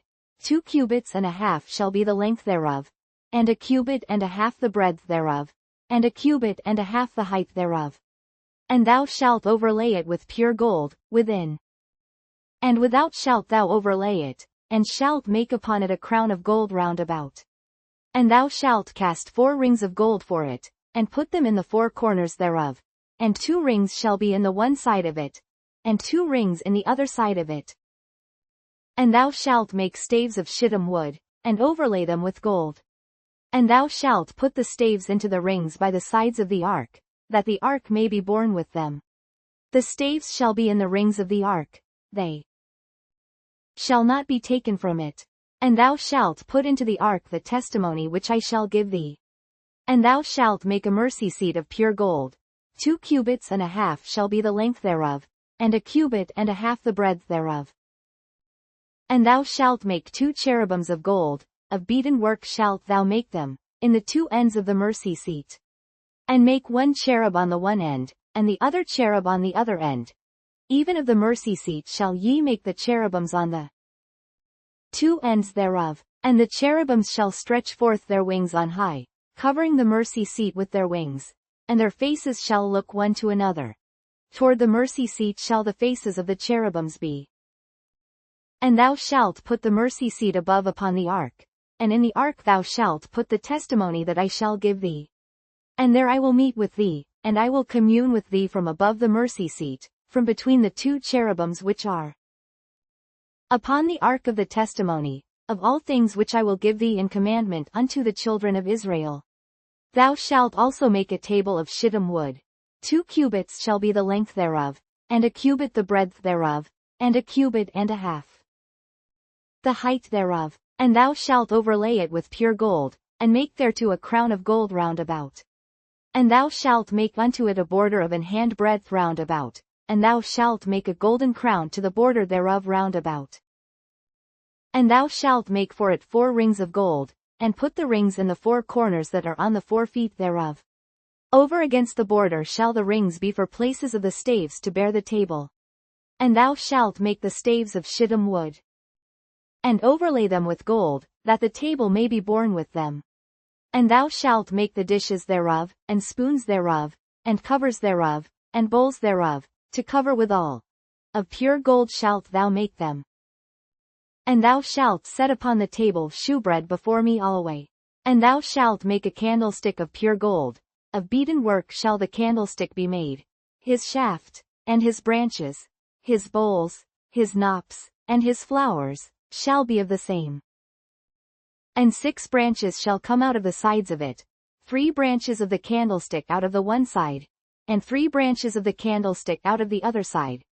25 to 33 3 bowls made like unto almonds, with a knop and a flower in one branch, and 3 bowls made like almonds in the other branch, with a knop and a flower.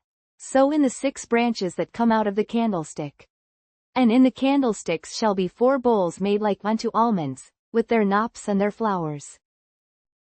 And there shall be a knop under 2 branches of the same, and a knop under 2 branches of the same, and a knop under 2 branches of the same, according to the 6 branches that proceed out of the candlestick.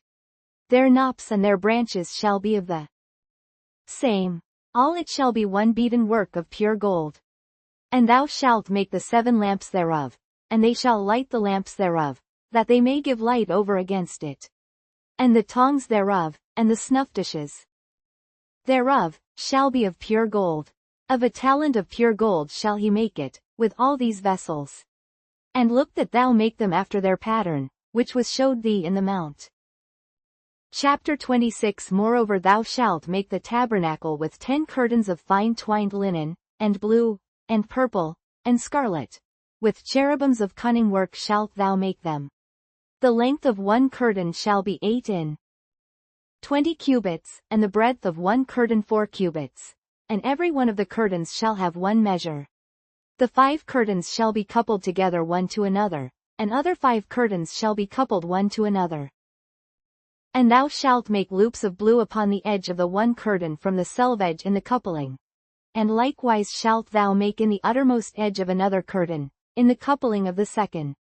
50 loops shalt thou make in the one curtain. And 50 loops shalt thou make in the edge of the curtain that is in the coupling of the second, that the loops may take hold one of another. And thou shalt make 50 taches of gold, and couple the curtains together with the taches, and it shall be one tabernacle. And thou shalt make curtains of goat's hair to be a covering upon the tabernacle. 11 curtains shalt thou make. The length of one curtain shall be 30 cubits, and the breadth of one curtain 4 cubits. And the 11 curtains shall be all of one measure. And thou shalt couple 5 curtains by themselves, and 6 curtains by themselves, and shalt double the 6th curtain in the forefront of the tabernacle. And thou shalt make 50 loops on the edge of the one curtain that is outmost in the coupling. And 50 loops in the edge of the curtain which coupled the second. And thou shalt make 50 taches of brass, and put the taches into the loops, and couple the tent together, that it may be one. And the remnant that remaineth of the curtains of the tent, the half curtain that remaineth, shall hang over the backside of the tabernacle. And a cubit on the one side, and a cubit on the other side of that which remaineth in the length of the curtains of the tent, it shall hang over the sides of the tabernacle on this side and on that side, to cover it. And thou shalt make a covering for the tent of ram's skins dyed red, and a covering above of badger's skins. And thou shalt make boards for the tabernacle of shittim wood standing up. 10 cubits shall be the length of a board, and a cubit and a half shall be the breadth of one board.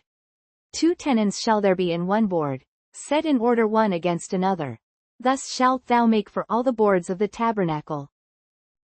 And thou shalt make the boards for the tabernacle, 20 boards on the south side southward. And thou shalt make 40 sockets of silver under the 20 boards, 2 sockets under one board for his 2 tenons, and 2 sockets under another board for his 2 tenons. And for the second side of the tabernacle on the north side there shall be 20 boards, 26 to 21, and their 40 sockets of silver, 2 sockets under one board, and 2 sockets under another board. And for the sides of the tabernacle westward thou shalt make 6 boards. And 2 boards shalt thou make for the corners of the tabernacle in the 2 sides. And they shall be coupled together beneath, and they shall be coupled together above the head of it unto one ring. Thus shall it be for them both. They shall be for the 2 corners. And they shall be 8 boards, and their sockets of silver, 16 sockets, 2 sockets under one board, and 2 sockets under another board. And thou shalt make bars of shittim wood, 5 for the boards of the one side of the tabernacle, 26 to 27, and 5 bars for the boards of the other side of the tabernacle, and 5 bars for the boards of the side of the tabernacle, for the 2 sides westward. And the middle bar in the midst of the boards shall reach from end to end. And thou shalt overlay the boards with gold, and make their rings of gold for places for the bars, and thou shalt overlay the bars with gold. And thou shalt rear up the tabernacle according to the fashion thereof which was showed thee in the mount. And thou shalt make a veil of blue, and purple, and scarlet, and fine twined linen of cunning work. With cherubims shall it be made. And thou shalt hang it upon 4 pillars of shittim wood, overlaid with gold. Their hooks shall be of gold, upon the 4 sockets of silver. And thou shalt hang up the veil under the taches, that thou mayest bring in thither within the veil the ark of the testimony. And the veil shall divide unto you between the holy place and the most holy. And thou shalt put the mercy seat upon the ark of the testimony in the most holy place. And thou shalt set the table without the veil, and the candlestick over against the table on the side of the tabernacle toward the south, and thou shalt put the table on the north side. And thou shalt make an hanging for the door of the tent, of blue, and purple, and scarlet, and fine twined linen, wrought with needlework. And thou shalt make for the hanging 5 pillars of shittim wood, and overlay them with gold. And their hooks shall be of gold, and thou shalt cast 5 sockets of brass for them.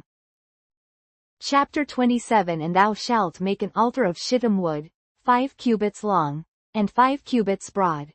The altar shall be 4 square, and the height thereof shall be 3 cubits. And thou shalt make the horns of it upon the 4 corners thereof.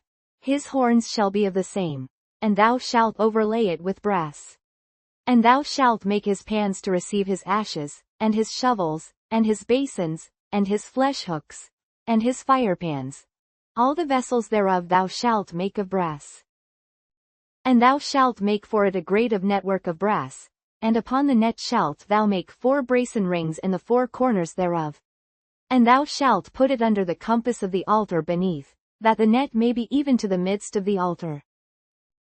And thou shalt make staves for the altar, staves of shittim wood, and overlay them with brass.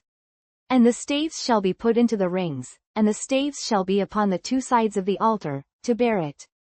Hollow with boards shalt thou make it, as it was showed thee in the mount, so shall they make it. And thou shalt make the cord of the tabernacle. For the south side southward there shall be hangings for the cord of fine twined linen of 100 cubits long for one side, 27 to 10, and the 20 pillars thereof and their 20 sockets shall be of brass. The hooks of the pillars and their fillets shall be of silver.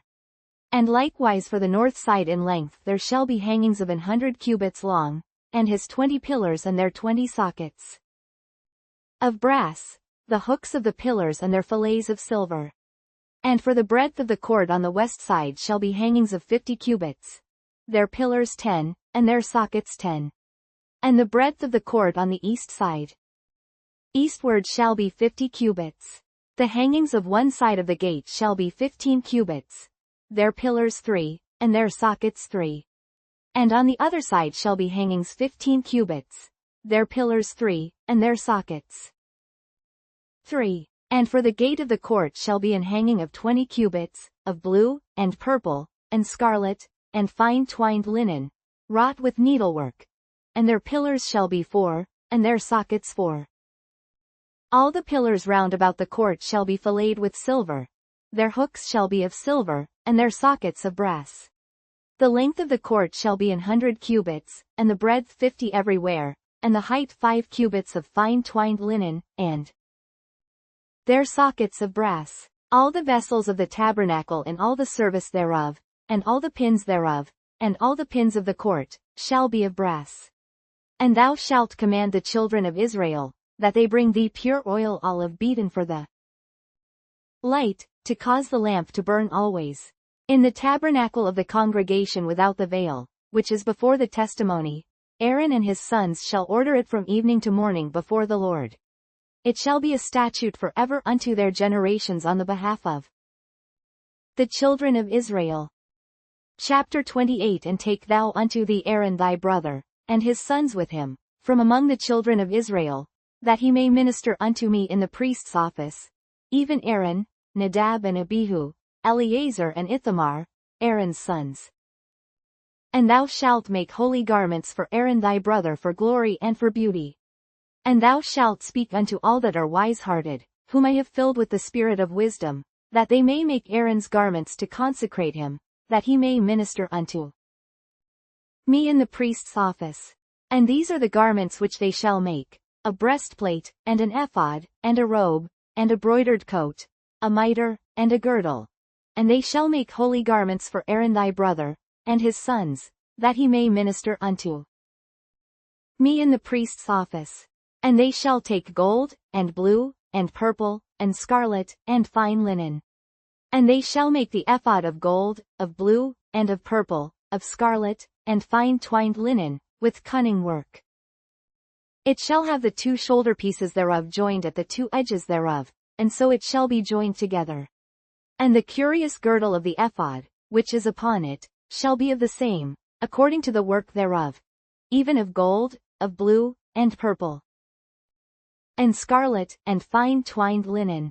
And thou shalt take 2 onyx stones, and grave on them the names of the children of Israel, 28 to 10, 6 of their names on one stone, and the other 6 names of the rest on the other stone, according to their birth.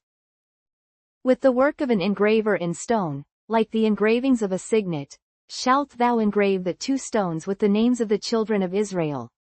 Thou shalt make them to be set in ouches of gold. And thou shalt put the 2 stones upon the shoulders of the ephod for stones of memorial unto the children of Israel. And Aaron shall bear their names before the Lord upon his 2 shoulders for a memorial. And thou shalt make ouches of gold, 28 to 14, and 2 chains of pure gold at the ends, of wreathen work shalt thou make them, and fasten the wreathen chains to the ouches. And thou shalt make the breastplate of judgment with cunning work. After the work of the ephod thou shalt make it, of gold, of blue, and of purple, and of scarlet, and of fine twined linen, shalt thou make it. 4 square it shall be, being doubled.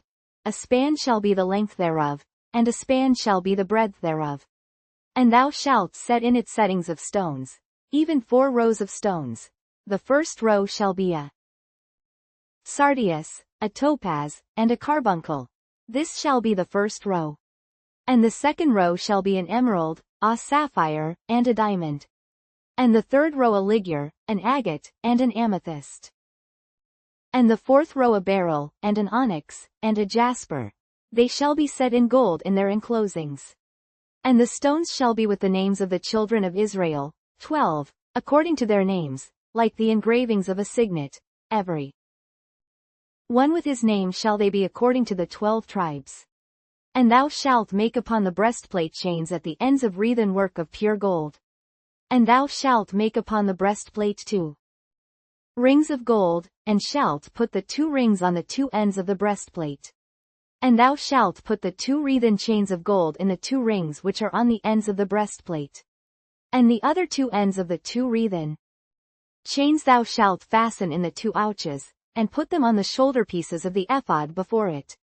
And thou shalt make 2 rings of gold, and thou shalt put them upon the 2 ends of the breastplate in the border thereof, which is in the side of the ephod inward. And 2 other rings of gold thou shalt make, and shalt put them on the 2 sides of the ephod underneath, toward the forepart thereof, over against the other coupling thereof, above the curious girdle of the ephod. And they shall bind the breastplate by the rings thereof unto the rings of the ephod with a lace of blue, that it may be above the curious girdle of the ephod, and that the breastplate be not loosed from the ephod.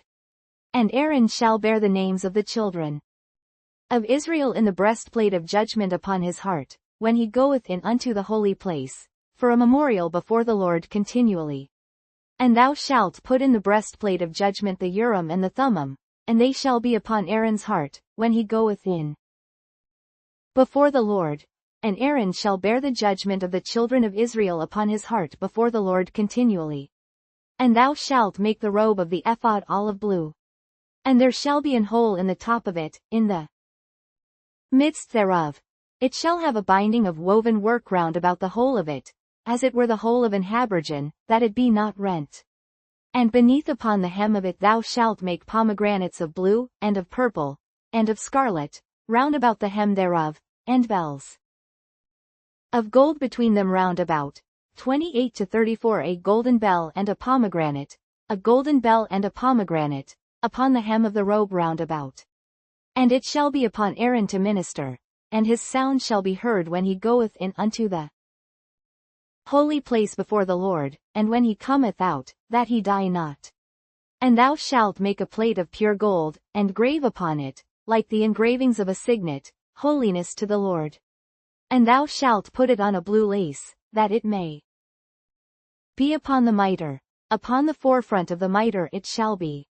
And it shall be upon Aaron's forehead, that Aaron may bear the iniquity of the holy things, which the children of Israel shall hallow in all their holy gifts, and it shall be always upon his forehead, that they may be accepted before the Lord.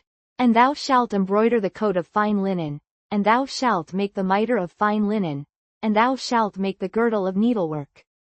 And for Aaron's sons thou shalt make coats. And thou shalt make for them girdles, and bonnets shalt thou make for them, for glory and for beauty. And thou shalt put them upon Aaron thy brother, and his sons with him, and shalt anoint them, and consecrate them, and sanctify them, that they may minister unto me in the priest's office.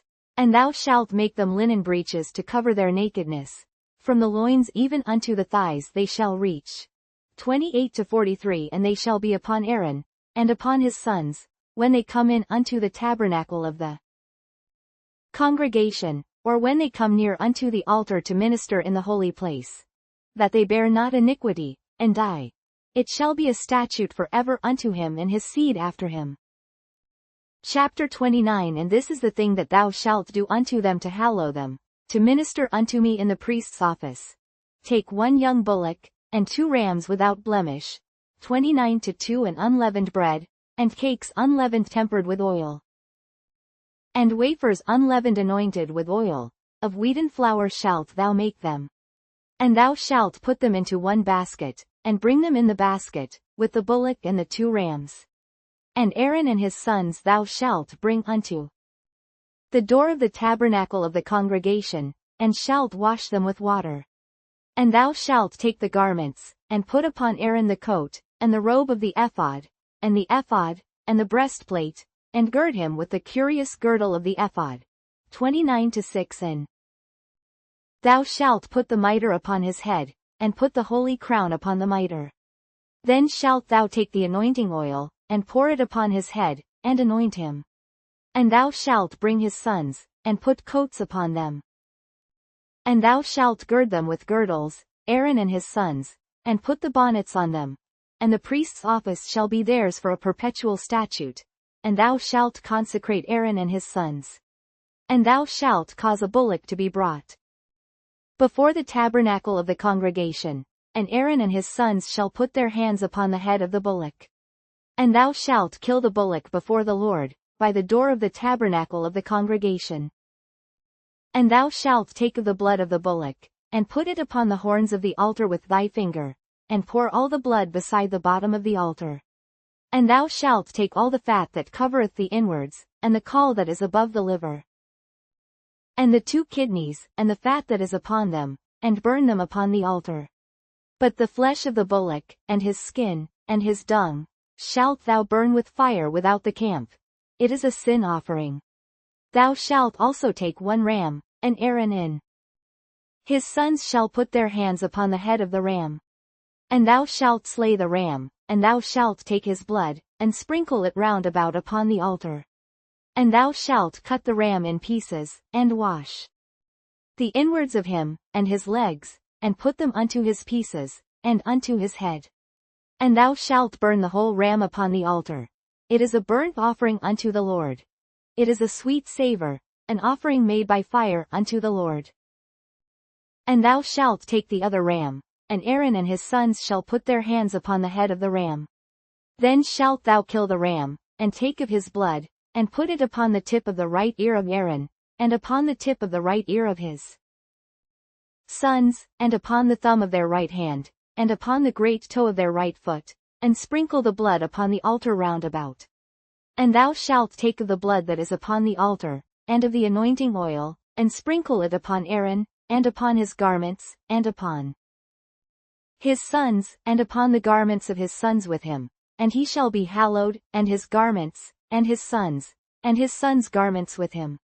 Also thou shalt take of the ram the fat and the rump, and the fat that covereth the inwards, and the caul above the liver, and the 2 kidneys, and the fat that is upon them, and the right shoulder.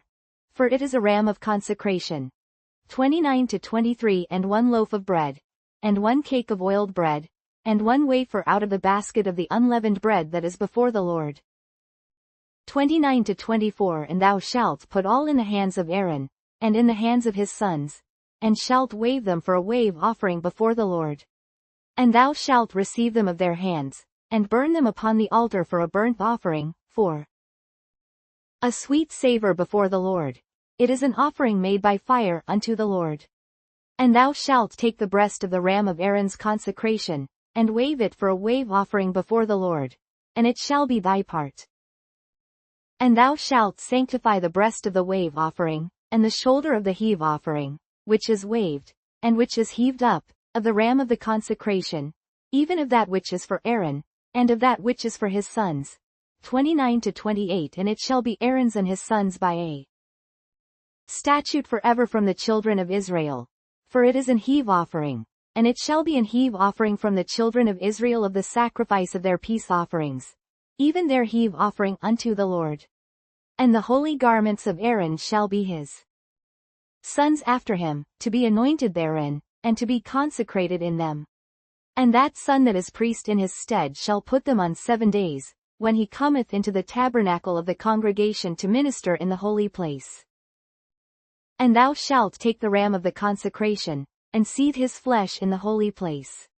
And Aaron and his sons shall eat the flesh of the ram, and the bread that is in the basket by the door of the tabernacle of the congregation. And they shall eat those things wherewith the atonement was made, to consecrate and to sanctify them. But a stranger shall not eat thereof, because they are holy. And if aught of the flesh of the consecrations, or of the bread, remain unto the morning, then thou shalt burn the remainder with fire. It shall not be eaten, because it is holy. And thus shalt thou do unto Aaron, and to his sons, according to all things which I have commanded thee. 7 days shalt thou consecrate them. And thou shalt offer every day a bullock for a sin offering for atonement. And thou shalt cleanse the altar, when thou hast made an atonement for it, and thou shalt anoint it, to sanctify it. 7 days thou shalt make an atonement for the altar, and sanctify it, and it shall be an altar most holy. Whatsoever toucheth the altar shall be holy. Now this is that which thou shalt offer upon the altar: 2 lambs of the first year day by day continually. The 1 lamb thou shalt offer in the morning, and the other lamb thou shalt offer at even. 29 to 40 And with the 1 lamb a 10th deal of flour mingled with the 4th part of an hin of beaten oil, and the 4th part of an hin of wine for a drink offering. And the other lamb thou shalt offer at even, and shalt do thereto according to the meat offering of the morning, and according to the drink offering thereof, for a sweet savor, an offering made by fire unto the Lord. This shall be a continual burnt offering throughout your generations at the door of the tabernacle of the congregation before the Lord, where I will meet you, to speak there unto thee. And there I will meet with the children of Israel, and the tabernacle shall be sanctified by my glory. And I will sanctify the tabernacle of the congregation, and the altar. I will sanctify also both Aaron and his sons, to minister to me in the priest's office. And I will dwell among the children of Israel, and will be their God. And they shall know that I am the Lord their God, that brought them forth out of the land of Egypt, that I may dwell among them. I am the Lord their God. Chapter 30 And thou shalt make an altar to burn incense upon. Of shittim wood shalt thou make it. A cubit shall be the length thereof, and a cubit the breadth thereof. 4 shall it be. And 2 cubits shall be the height thereof. The horns thereof shall be of the same. And thou shalt overlay it with pure gold, the top thereof, and the sides thereof round about, and the horns thereof. And thou shalt make unto it a crown of gold round about. And 2 golden rings shalt thou make to it. Under the crown of it, by the 2 corners thereof, upon the 2 sides of it shalt thou make it, and they shall be for places for the staves to bear it withal. And thou shalt make the staves of shittim wood, and overlay them with gold.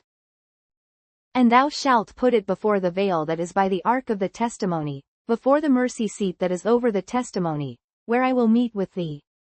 And Aaron shall burn thereon sweet incense every morning, when he dresseth the lamps, he shall burn incense upon it. And when Aaron lighteth the lamps at even, he shall burn incense upon it, a perpetual incense before the Lord throughout your generations. Ye shall offer no strange incense thereon, nor burnt sacrifice, nor meat offering, neither shall ye pour drink offering thereon. And Aaron shall make an atonement upon the horns of it once in a year with the blood of the sin offering of atonements. Once in the year shall he make atonement upon it throughout your generations. It is most holy unto the Lord. And the Lord spake unto Moses, saying, 30 to 12 When thou talkest the sum of the children of Israel after their number, then shall they give every man a ransom for his soul unto the Lord, when thou numberest them. That there be no plague among them, when thou numberest them. This they shall give, every one that passeth among them that are numbered, half a shekel after the shekel of the sanctuary. A shekel is 20 gerahs smiley face. And half shekel shall be the offering of the Lord. Every one that passeth among them that are numbered, from 20 years old and above, shall give an offering unto the Lord. The rich shall not give more, and the poor shall not give less than half a shekel, when they give an offering unto the Lord, to make an atonement for your souls. And thou shalt take the atonement money of the children of Israel, and shalt appoint it for the service of the tabernacle of the congregation, that it may be a memorial unto the children of Israel before the Lord, to make an atonement for your souls. And the Lord spake unto Moses, saying, 30 to 18 Thou shalt also make a laver of brass, and his foot also of brass, to wash withal. And thou shalt put it between the tabernacle of the congregation and the altar, and thou shalt put water therein. For Aaron and his sons shall wash their hands and their feet thereat. 30 to 20 When they go into the tabernacle of the congregation, they shall wash with water, that they die not. Or when they come near to the altar to minister, to burn offering made by fire unto the Lord. So they shall wash their hands and their feet, that they die not. And it shall be a statute forever to them, even to him and to his seed throughout their generations. Moreover the Lord spake unto Moses, saying, 30 to 23 Take thou also unto thee principal spices, of pure myrrh 500 shekels, and of sweet cinnamon half so much, even 250 shekels, and of sweet calamus 250 shekels, 30 to 24 And of cassia 500 shekels, after the shekel of the sanctuary, and of oil olive and hin, 30 to 25 And thou shalt make it an oil of holy ointment, an ointment compound after the art of the apothecary. It shall be an holy anointing oil. And thou shalt anoint the tabernacle of the congregation therewith, and the ark of the testimony, 30 to 27 And the table and all his vessels, and the candlestick and his vessels, and the altar of incense, 30 to 28 And the altar of burnt offering with all his vessels, and the laver and his foot. And thou shalt sanctify them, that they may be most holy. Whatsoever toucheth them shall be holy. And thou shalt anoint Aaron and his sons, and consecrate them, that they may minister unto me in the priest's office. And thou shalt speak unto the children of Israel, saying, This shall be an holy anointing oil unto me throughout your generations. Upon man's flesh shall it not be poured, neither shall ye make any other like it, after the composition of it. It is holy, and it shall be holy unto you. Whosoever compoundeth any like it, or whosoever putteth any of it upon a stranger, shall even be cut off from his people. And the Lord said unto Moses, Take unto thee sweet spices, stacte, and onycha, and galbanum, these sweet spices with pure frankincense. Of each shall there be a like weight, 30 to 35 And thou shalt make it a perfume, a confection after the art of the apothecary, tempered together, pure and holy. 30 to 36 And thou shalt beat some of it very small, and put of it before the testimony in the tabernacle of the congregation, where I will meet with thee. It shall be unto you most holy. And as for the perfume which thou shalt make, ye shall not make to yourselves according to the composition thereof. It shall be unto thee holy for the Lord. Whosoever shall make like unto that, to smell thereto, shall even be cut off from his people. Chapter 31. And the Lord spake unto Moses, saying, 31-2 I have called by name Bezaleel the son of Uri, the son of Hur, of the tribe of Judah. And I have filled him with the Spirit of God, in wisdom, and in understanding, and in knowledge, and in all manner of workmanship, to devise cunning works, to work in gold, and in silver, and in brass, 31-5 and in cutting of stones, to set them, and in carving of timber, to work in all manner of workmanship. And I, behold, I have given with him Aholiab, the son of Ahisamach, of the tribe of Dan. And in the hearts of all that are wise-hearted I have put wisdom, that they may make all that I have commanded thee. 31-7 The tabernacle of the congregation, and the ark of the testimony, and the mercy seat that is thereupon, and all the furniture of the tabernacle, 31-8 And the table and his furniture, and the pure candlestick with all his furniture, and the altar of incense, and the altar of burnt offering with all his furniture, and the laver and his foot, 31-10 And the cloths of service, and the holy garments for Aaron the priest, and the garments of his sons, to minister in the priest's office, 31-11 And the anointing oil, and sweet incense for the holy place. According to all that I have commanded thee shall they do. And the Lord spake unto Moses, saying, 31-13 Speak thou also unto the children of Israel, saying, Verily my Sabbaths ye shall keep. For it is a sign between me and you throughout your generations, that ye may know that I am the Lord that doth sanctify you. Ye shall keep the Sabbath therefore, for it is holy unto you. Every one that defileth it shall surely be put to death, for whosoever doth any work therein, that soul shall be cut off from among his people. 6 days may work be done, but in the 7th is the Sabbath of rest, holy to the Lord. Whosoever doth any work in the Sabbath day, he shall surely be put to death. Wherefore the children of Israel shall keep the Sabbath, to observe the Sabbath throughout their generations, for a perpetual covenant. It is a sign between me and the children of Israel forever. For in 6 days the Lord made heaven and earth, and on the 7th day he rested, and was refreshed. And he gave unto Moses, when he had made an end of communing with him upon Mount Sinai, 2 tables of testimony, tables of stone, written with the finger of God. Chapter 32 And when the people saw that Moses delayed to come down out of the mount, the people gathered themselves together unto Aaron, and said unto him, Up, make us gods, which shall go before us. For as for this Moses, the man that brought us up out of the land of Egypt, we wot not what is become of him. And Aaron said unto them, Break off the golden earrings, which are in the ears of your wives, of your sons, and of your daughters, and bring them unto me.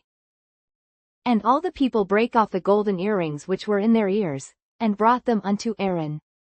And he received them at their hand, and fashioned it with a graving tool, after he had made it a molten calf.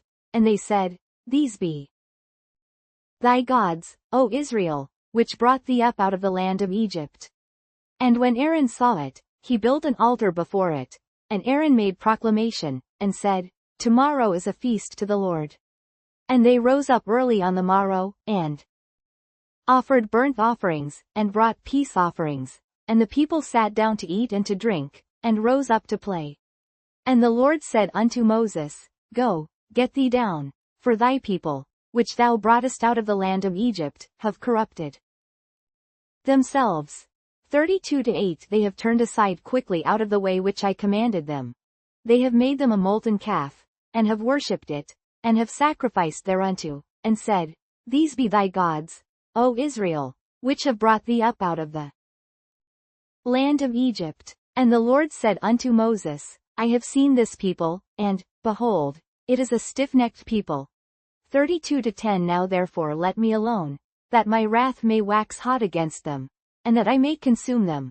And I will make of thee a great nation. And Moses besought the Lord his God, and said, Lord, why doth thy wrath wax hot against thy people? which thou hast brought forth out of the land of Egypt with great power, and with a mighty hand? Wherefore should the Egyptians speak, and say, for mischief did he bring them out, to slay them in the mountains, and to consume them from the face of the earth? Turn from thy fierce wrath, and repent of this evil against thy people.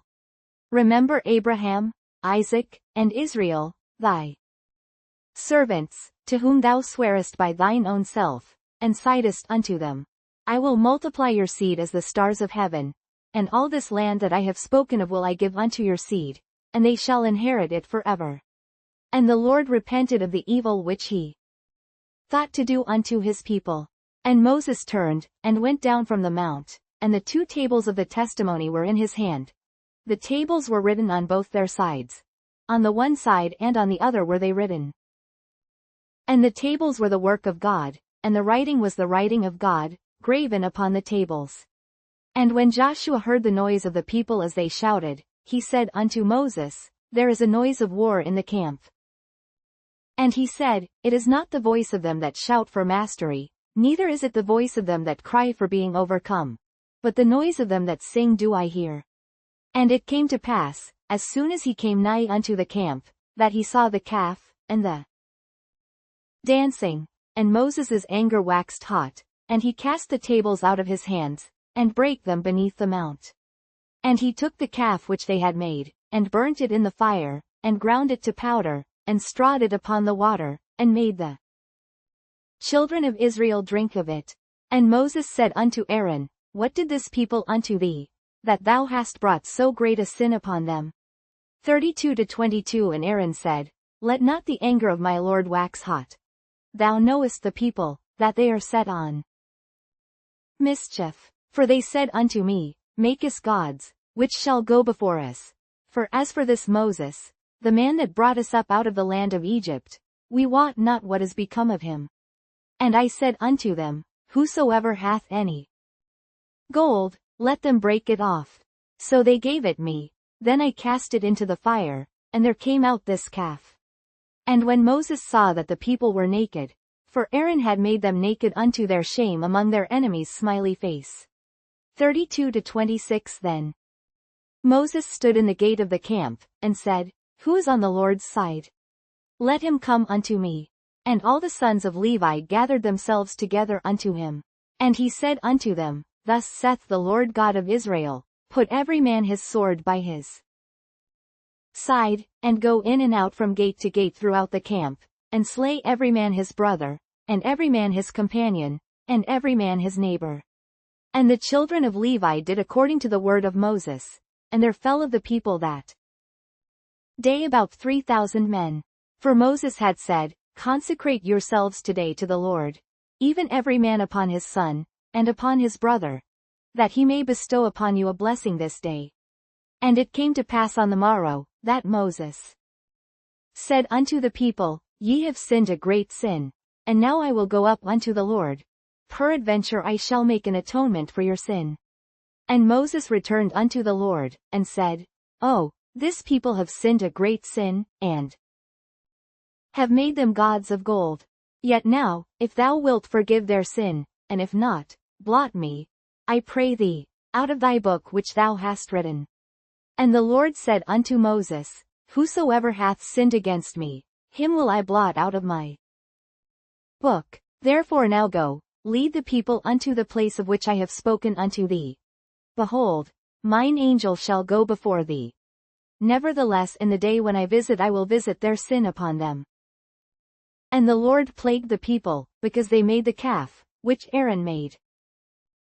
Chapter 33 And the Lord said unto Moses, Depart, and go up hence, thou and the people which thou hast brought up out of the land of Egypt, unto the land which I swear unto Abraham, to Isaac, and to Jacob, saying, Unto thy seed will I give it.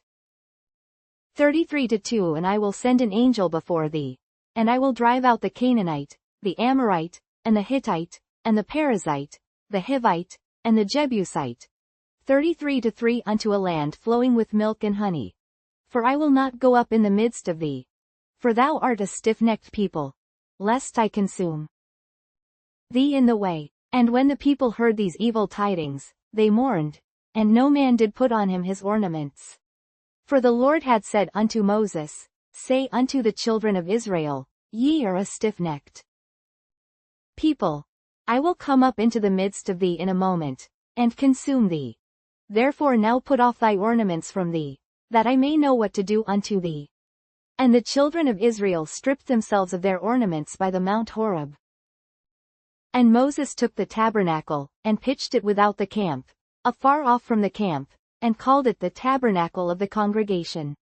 And it came to pass, that every one which sought the Lord went out unto the tabernacle of the congregation, which was without the camp. And it came to pass, when Moses went out unto the tabernacle, that all the people rose up, and stood every man at his tent door, and looked after Moses, until he was gone into the tabernacle. And it came to pass, as Moses entered into the tabernacle, the cloudy pillar descended, and stood at the door of the tabernacle, and the Lord talked with Moses. And all the people saw the cloudy pillar stand at the tabernacle door, and all the people rose up and worshipped, every man in his tent door. And the Lord spake unto Moses face to face, as a man speaketh unto his friend. And he turned again into the camp, but his servant Joshua, the son of Nun, a young man, departed not out of the tabernacle. And Moses said unto the Lord, See, thou sayest unto me, Bring up this people, and thou hast not let me know whom thou wilt send with me. Yet thou hast said, I know thee by name, and thou hast also found grace in my sight. Now therefore, I pray thee, if I have found grace in thy sight, show me now thy way, that I may know thee, that I may find grace in thy sight, and consider that this nation is thy people. And he said, My presence shall go with thee, and I will give thee rest. And he said unto him, If thy presence go not with me, carry us not up hence. For wherein shall it be known here that I and thy people have found grace in thy sight? Is it not in that thou goest with us? So shall we be separated, I and thy people, from all the people that are upon the face of the earth. And the Lord said unto Moses, I will do this thing also that thou hast spoken, for thou hast found grace in my sight, and I know thee by name. And he said, I beseech thee, show me thy glory. And he said, I will make all my goodness pass before thee, and I will proclaim the name of the Lord before thee, and will be gracious to whom I will be gracious, and will show mercy on whom I will show mercy. And he said, Thou canst not see my face, for there shall no man see me, and live. And the Lord said, Behold, there is a place by me, and thou shalt stand upon a rock. 33-22 And it shall come to pass, while my glory passeth by, that I will put thee in a cleft of the rock, and will cover thee with my hand while I pass by. 33-23 And I will take away mine hand, and thou shalt see my back parts, but my face shall not be seen. Chapter 34 And the Lord said unto Moses, Hew thee 2 tables of stone like unto the first, and I will write upon these tables the words that were in the first tables, which thou brakest. And be ready in the morning, and come up in the morning unto Mount Sinai, and present thyself there to me in the top of the mount. And no man shall come up with thee, neither let any man be seen throughout all the mount. Neither let the flocks nor herds feed before that mount. And he hewed 2 tables of stone like unto the first. And Moses rose up early in the morning, and went up unto Mount Sinai, as the Lord had commanded him, and took in his hand the 2 tables of stone. And the Lord descended in the cloud, and stood with him there, and proclaimed the name of the Lord. And the Lord passed by before him, and proclaimed, the Lord God, merciful and gracious, long-suffering, and abundant in goodness and truth. 34-7 Keeping mercy for thousands, forgiving iniquity and transgression and sin, and that will by no means clear the guilty, visiting the iniquity of the fathers upon the children, and upon the children's children, unto the 3rd and to the 4th generation. And Moses made haste, and bowed his head toward the earth, and worshipped. And he said, If now I have found grace in thy sight, O Lord, let my Lord, I pray thee, go among us. For it is a stiff-necked people, and pardon our iniquity and our sin, and take us for thine inheritance. And he said, Behold, I make a covenant. Before all thy people I will do marvels, such as have not been done in all the earth, nor in any nation. And all the people among which thou art shall see the work of the Lord. For it is a terrible thing that I will do with thee. Observe thou that which I command thee this day. Behold, I drive out before thee the Amorite, and the Canaanite, and the Hittite, and the Perizzite, and the Hivite, and the Jebusite. Take heed to thyself, lest thou make a covenant with the inhabitants of the land whither thou goest, lest it be for a snare in the midst of thee. 34-13 But ye shall destroy their altars, break their images, and cut down their groves. 34-14 For thou shalt worship no other God. For the Lord, whose name is jealous, is a jealous God. Lest thou make a covenant with the inhabitants of the land, and they go a-whoring after their gods, and do sacrifice unto their gods, and one call thee, and thou eat of his sacrifice. 34-16 And thou take of their daughters unto thy sons, and their daughters go a-whoring after their gods, and make thy sons go a-whoring after their gods. Thou shalt make thee no molten gods. The feast of unleavened bread shalt thou keep. 7 days thou shalt eat unleavened bread, as I commanded thee, in the time of the month Abib. For in the month Abib thou camest out from Egypt. All that openeth the matrix is mine, and every firstling among thy cattle, whether ox or sheep, that is male. But the firstling of an ass thou shalt redeem with a lamb, and if thou redeem him not, then shalt thou break his neck. All the firstborn of thy sons thou shalt redeem, and none shall appear before me empty. 6 days thou shalt work, but on the 7th day thou shalt rest. In earing time and in harvest thou shalt rest, and thou shalt observe the feast of weeks, of the first fruits of wheat harvest, and the feast of ingathering at the year's end. Thrice in the year shall all your men children appear before the Lord God, the God of Israel. For I will cast out the nations before thee, and enlarge thy borders. Neither shall any man desire thy land, when thou shalt go up to appear before the Lord thy God thrice in the year. Thou shalt not offer the blood of my sacrifice with leaven, neither shall the sacrifice of the feast of the Passover be left unto the morning. The first of the firstfruits of thy land thou shalt bring unto the house of the Lord thy God. Thou shalt not see the kid in his mother's milk. And the Lord said unto Moses, Write thou these words, for after the tenor of these words I have made a covenant with thee and with Israel. And he was there with the Lord 40 days and 40 nights. He did neither eat bread, nor drink water. And he wrote upon the tables the words of the covenant, the 10 commandments. And it came to pass, when Moses came down from Mount Sinai with the 2 tables of testimony in Moses' hand, when he came down from the mount, that Moses wist not that the skin of his face shone while he talked with him. And when Aaron and all the children of Israel saw Moses, behold, the skin of his face shone, and they were afraid to come nigh him. And Moses called unto them, and Aaron and all the rulers of the congregation returned unto him, and Moses talked with them. And afterward all the children of Israel came nigh, and he gave them in commandment all that the Lord had spoken with him in Mount Sinai. And till Moses had done speaking with them, he put a veil on his face. But when Moses went in before the Lord to speak with him, he took the veil off, until he came out. And he came out, and spake unto the children of Israel that which he was commanded. And the children of Israel saw the face of Moses, that the skin of Moses' face shone. And Moses put the veil upon his face again, until he went in to speak with him. Chapter 35 And Moses gathered all the congregation of the children of Israel together, and said unto them, These are the words which the Lord hath commanded, that ye should do them.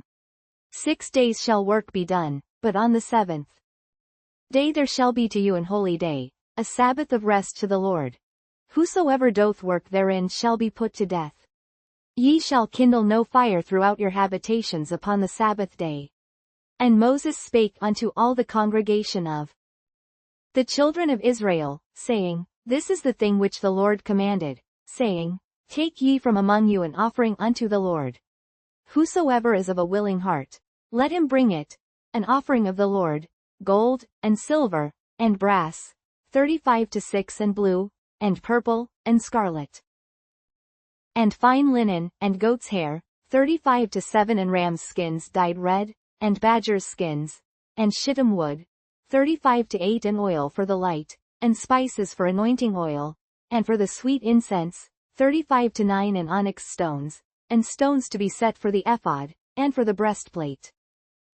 And every wise-hearted among you shall come, and make all that the Lord hath commanded. 35 to 11 the tabernacle, his tent, and his covering, his taches, and his boards, his bars, his pillars, and his sockets. 35 to 12 the ark, and the staves thereof, with the mercy seat, and the veil of the covering. 35 to 13 the table, and his staves, and all his vessels, and the shewbread. 35 to 14 the candlestick also for the light, and his furniture, and his lamps, with the oil for the light, and the incense altar, and his staves, and the anointing oil, and the sweet incense, and the hanging for the door at the entering in of the tabernacle. 35 to 16 the altar of burnt offering, with his brasen grate, his staves, and all his vessels, the laver and his foot. 35 to 17 the hangings of the court, his pillars, and their sockets, and the hanging for the door of the court. 35 to 18 the pins of the tabernacle, and the pins of the court, and their cords. 35 to 19 the cloths of service, to do service in the holy place, the holy garments for Aaron the priest, and the garments of his sons, to minister in the priest's office. And all the congregation of the children of Israel departed from the presence of Moses. And they came, every one whose heart stirred him up, and every one whom his spirit made willing, and they brought the Lord's offering to the work of the tabernacle of the congregation, and for all his service, and for the holy garments. And they came, both men and women, as many as were willing-hearted, and brought bracelets, and earrings, and rings, and tablets, all jewels of gold. And every man that offered an offering of gold unto the Lord. And every man, with whom was found blue, and purple, and scarlet, and fine linen, and goat's hair, and red skins of rams, and badgers' skins, brought them. Every one that did offer an offering of silver and brass brought the Lord's offering, and every man, with whom was found shittim wood for any work of the service, brought it.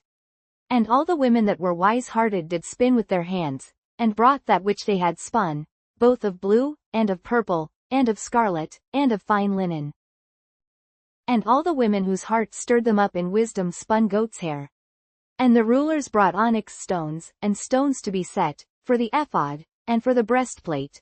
35 to 28 and spice, and oil for the light, and for the anointing oil, and for the sweet incense. The children of Israel brought a willing offering unto the Lord, every man and woman, whose heart made them willing to bring for all manner of work, which the Lord had commanded to be made by the hand of Moses. And Moses said unto the children of Israel, See, the Lord hath called by name Bezaleel the son of Uri, the son of Hur, of the tribe of Judah. 35 to 31 And he hath filled him with the Spirit of God, in wisdom, in understanding, and in knowledge, and in all manner of workmanship. 35 to 32 And to devise curious works, to work in gold, and in silver, and in brass. 35 to 33 And in the cutting of stones, to set them, and in carving of wood, to make any manner of cunning work. And he hath put in his heart that he may teach, both he, and Aholiab, the son of Ahisamach, of the tribe of Dan. Them hath he filled with wisdom of heart, to work all manner of work, of the engraver, and of the cunning workman, and of the embroiderer, in blue, and in purple, in scarlet, and in fine linen, and of the weaver, even of them that do any work, and of those that devise cunning work. Chapter 36 Then wrought Bezaleel and Aholiab, and every wise-hearted man, in whom the Lord put wisdom and understanding to know how to work all manner of work for the service of the sanctuary, according to all that the Lord had commanded. And Moses called Bezaleel and Aholiab, and every wise-hearted man, in whose heart the Lord had put wisdom, even every one whose heart stirred him up to come unto the work to do it. 36 to 3 And they received of Moses all the offering, which the children of Israel had brought for the work of the service of the sanctuary, to make it withal. And they brought yet unto him free offerings every morning. And all the wise men, that wrought all the work of the sanctuary, came every man from his work, which they made, 36-5. And they spake unto Moses, saying, The people bring much more than enough for the service of the work, which the Lord commanded to make. And Moses gave commandment, and they caused it to be proclaimed throughout the camp, saying, Let neither man nor woman make any more work for the offering of the sanctuary. So the people were restrained from bringing, for the stuff they had was sufficient for all the work to make it, and too much. And every wise-hearted man among them that wrought the work of the tabernacle made 10 curtains of fine twined linen, and blue, and purple, and scarlet. With cherubims of cunning work made he them. The length of one curtain was 20 cubits, and the breadth of one curtain 4 cubits. The curtains were all of one size. And he coupled the 5 curtains one unto another, and the other 5 curtains he coupled one unto another. And he made loops of blue on the edge of one curtain from the selvedge in the coupling. Likewise he made in the uttermost side of another curtain, in the coupling of the second. 50 loops made he in one curtain, and 50 loops made he in the edge of the curtain which was in the coupling of the second. The loops held one curtain to another. And he made 50 taches of gold, and coupled the curtains one unto another with the taches. So it became one tabernacle. And he made curtains of goat's hair for the tent over the tabernacle. 11 curtains he made them. The length of one curtain was 30 cubits, and 4 cubits was the breadth of one curtain. The 11 curtains were of one size. And he coupled 5 curtains by themselves, and 6 curtains by themselves. And he made 50 loops upon the uttermost edge of the curtain in the coupling, and 50 loops made he upon the edge of the curtain which coupled the second. And he made 50 taches of brass to couple the tent together, that it might be one. And he made a covering for the tent of ram's skins dyed red, and a covering of badger skins above that. And he made boards for the tabernacle of shittim wood, standing up. The length of a board was 10 cubits, and the breadth of a board 1 cubit and a half. One board had 2 tenons, equally distant one from another. Thus did he make for all the boards of the tabernacle. And he made boards for the tabernacle, 20 boards for the south side southward, 36-24 in. 40 sockets of silver he made under the 20 boards.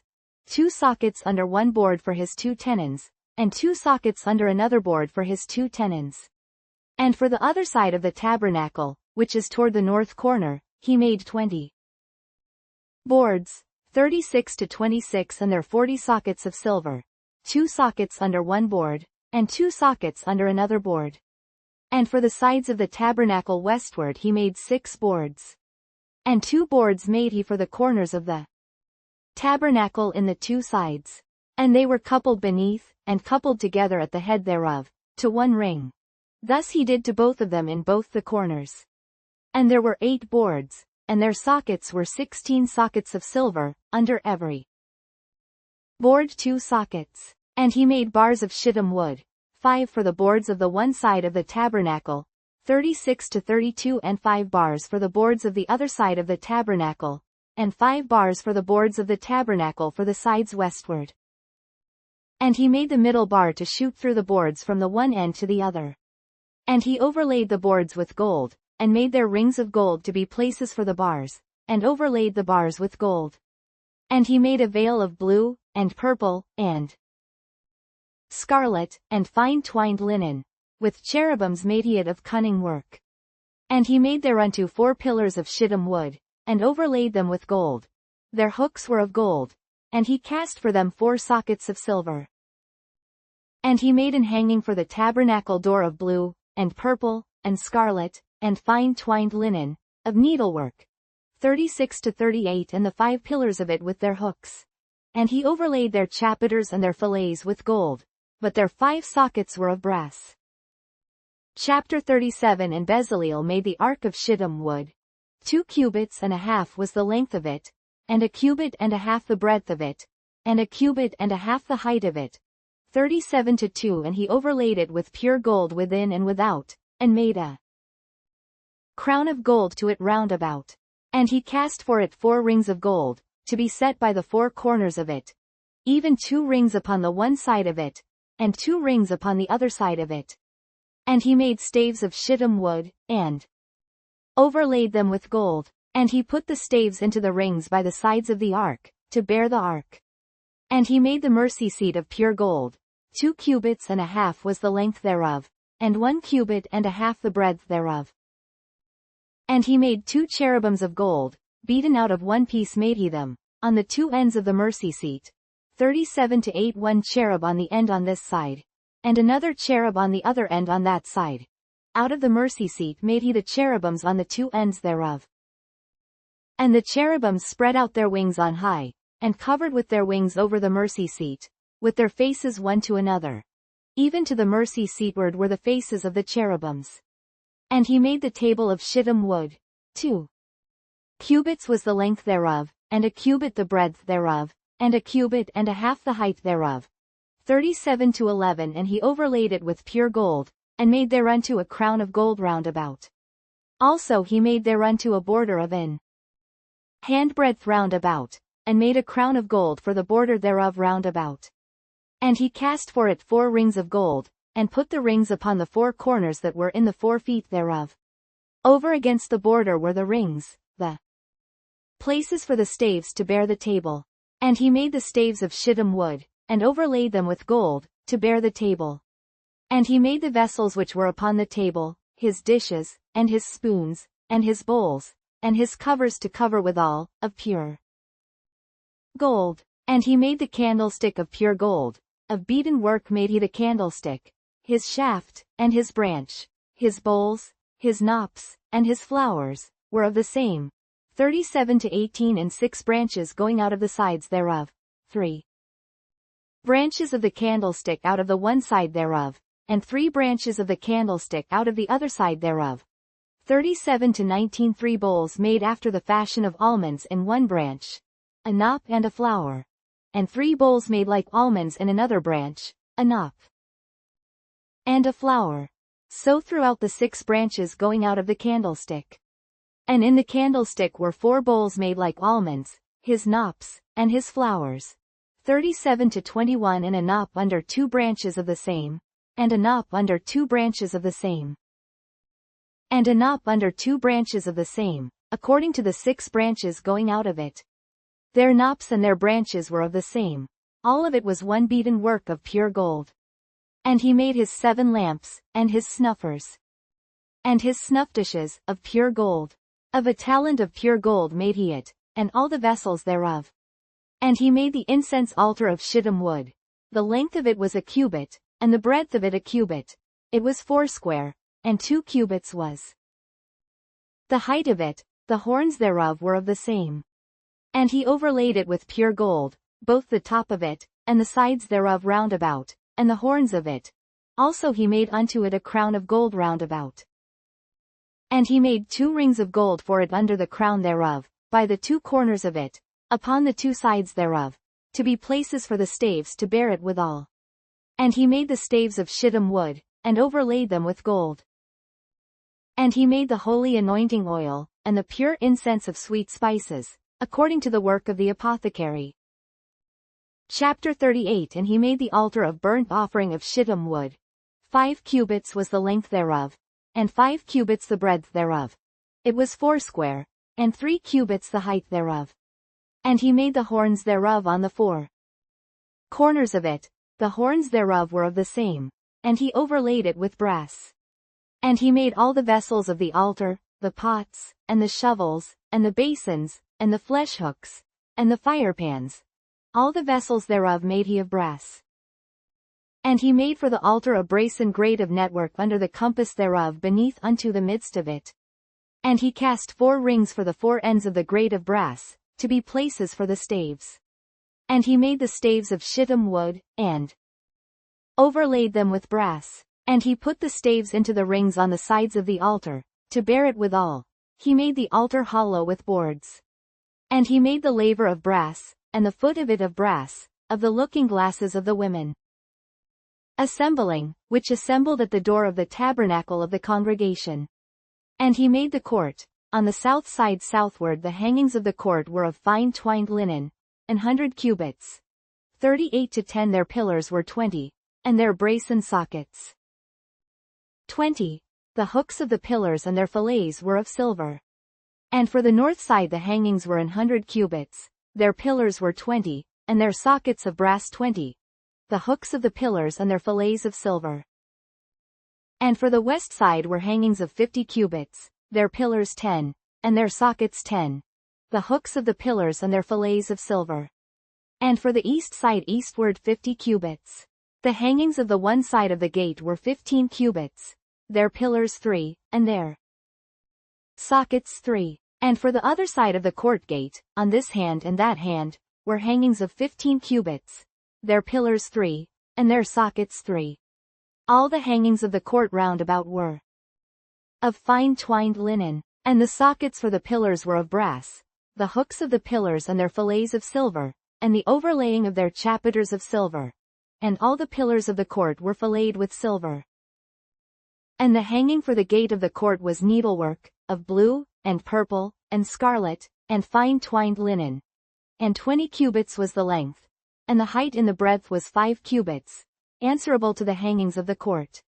And their pillars were 4, and their sockets of brass 4, their hooks of silver, and the overlaying of their chapiters and their fillets of silver. And all the pins of the tabernacle, and of the court round about, were of brass.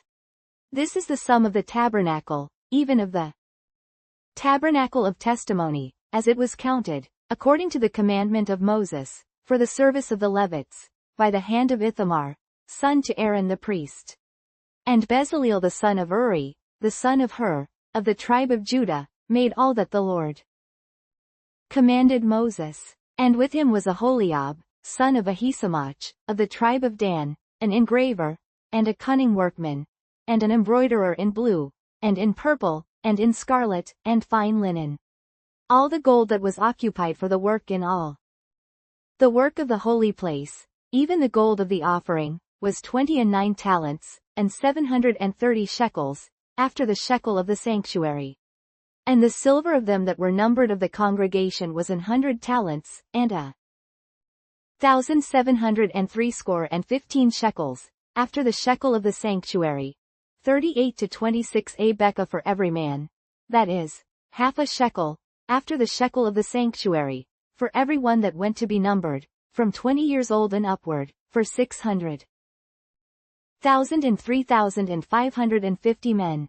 And of the 100 talents of silver were cast the sockets of the sanctuary, and the sockets of the veil, 100 sockets of the 100 talents, a talent for a socket. And of the 1,775 shekels he made hooks for the pillars, and overlaid their chapiters, and filleted them. And the brass of the offering was 70 talents, and 2,400 shekels. And therewith he made the sockets to the door of the tabernacle of the congregation, and the brazen altar, and the brazen grate for it, and all the vessels of the altar, 38 to 31 and the sockets of the court round about, and the sockets of the court gate, and all the pins of the tabernacle, and all the pins of the court round about. Chapter 39. And of the blue, and purple, and scarlet, they made cloths of service, to do service in the holy place, and made the holy garments for Aaron, as the Lord commanded Moses. And he made the ephod of gold, blue, and purple, and scarlet, and fine twined linen.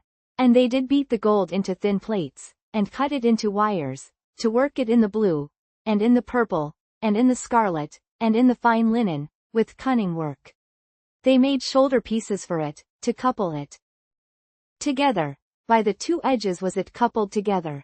And the curious girdle of his ephod, that was upon it, was of the same, according to the work thereof, of gold, blue, and purple, and scarlet, and fine twined linen, as the Lord commanded Moses. And they wrought onyx stones enclosed in ouches of gold, graven, as signets are graven, with the names of the children of Israel.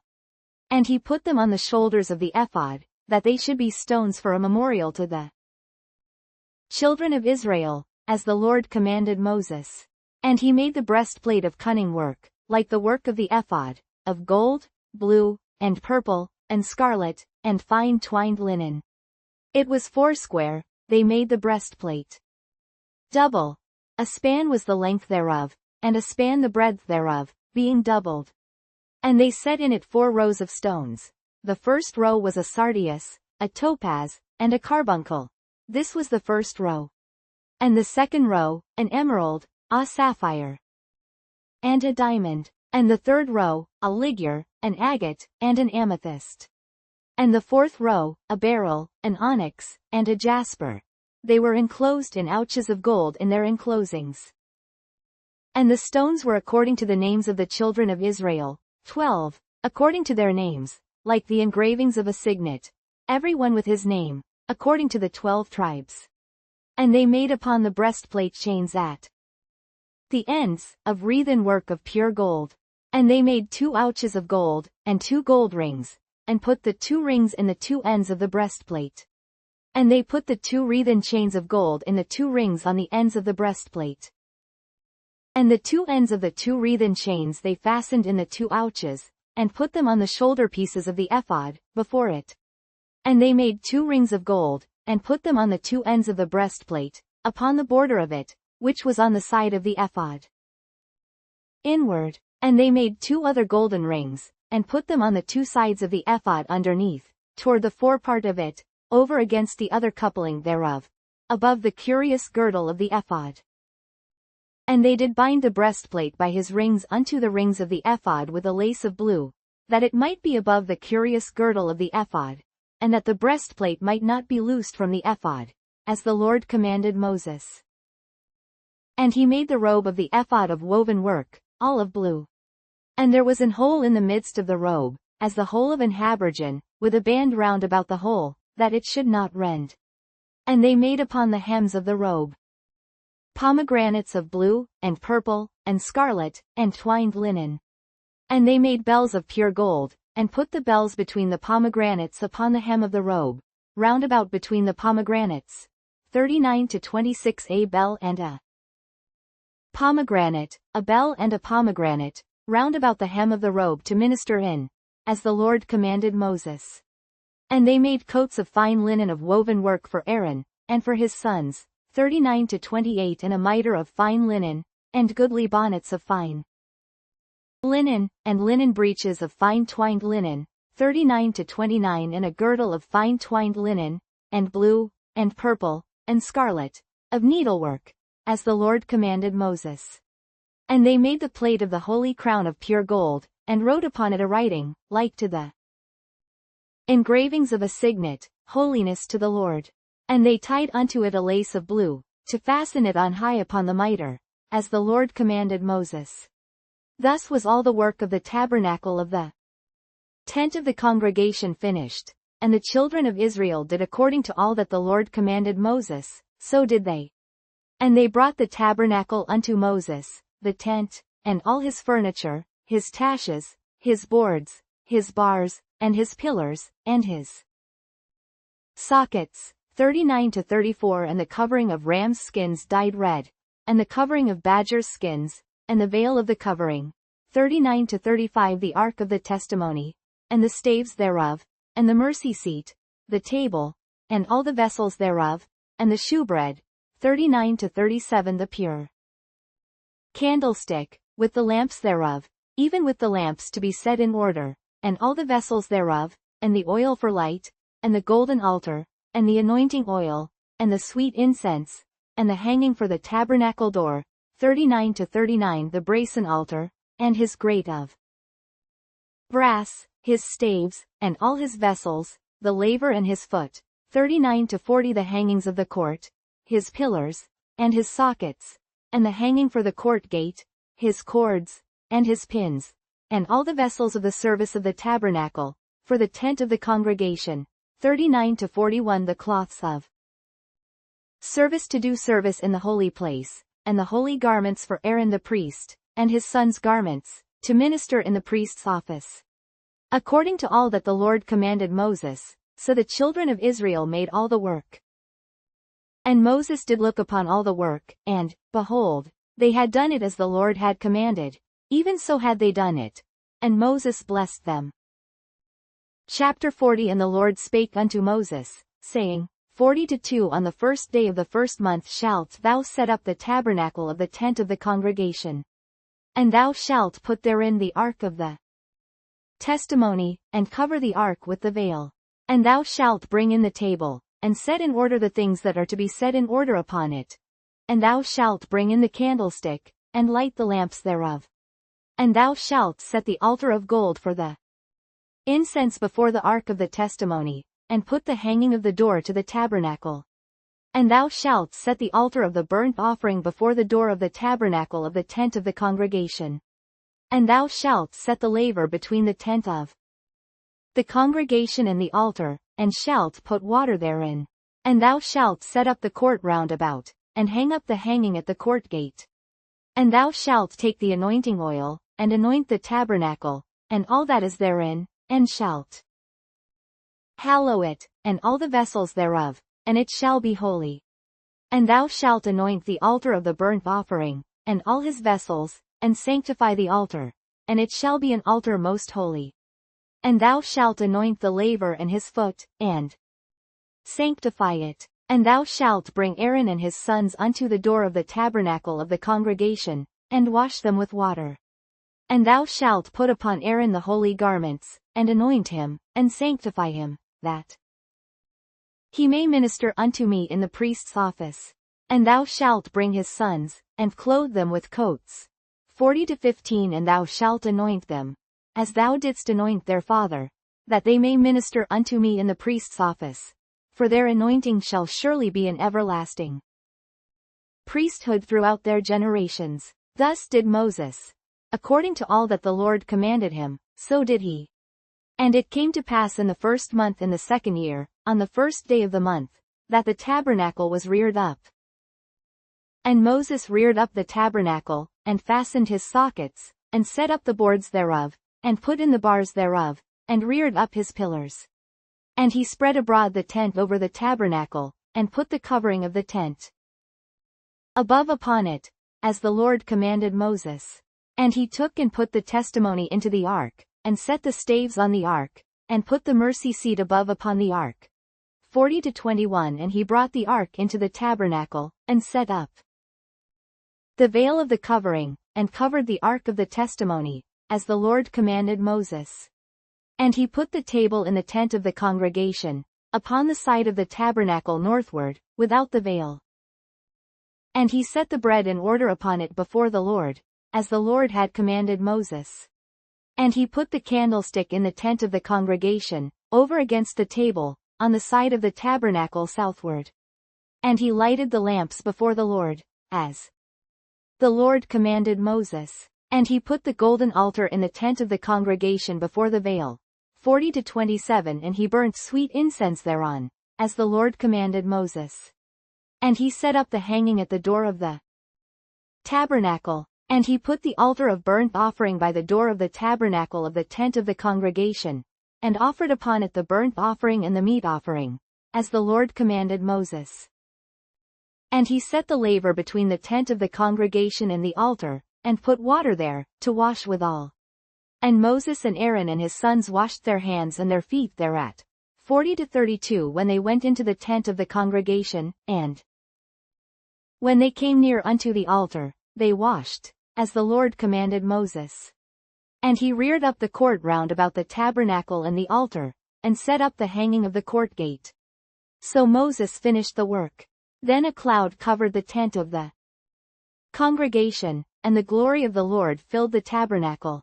And Moses was not able to enter into the tent of the congregation, because the cloud abode thereon, and the glory of the Lord filled the tabernacle. And when the cloud was taken up from over the tabernacle, the children of Israel went onward in all their journeys. 40-37 But if the cloud were not taken up, then they journeyed not till the day that it was taken up.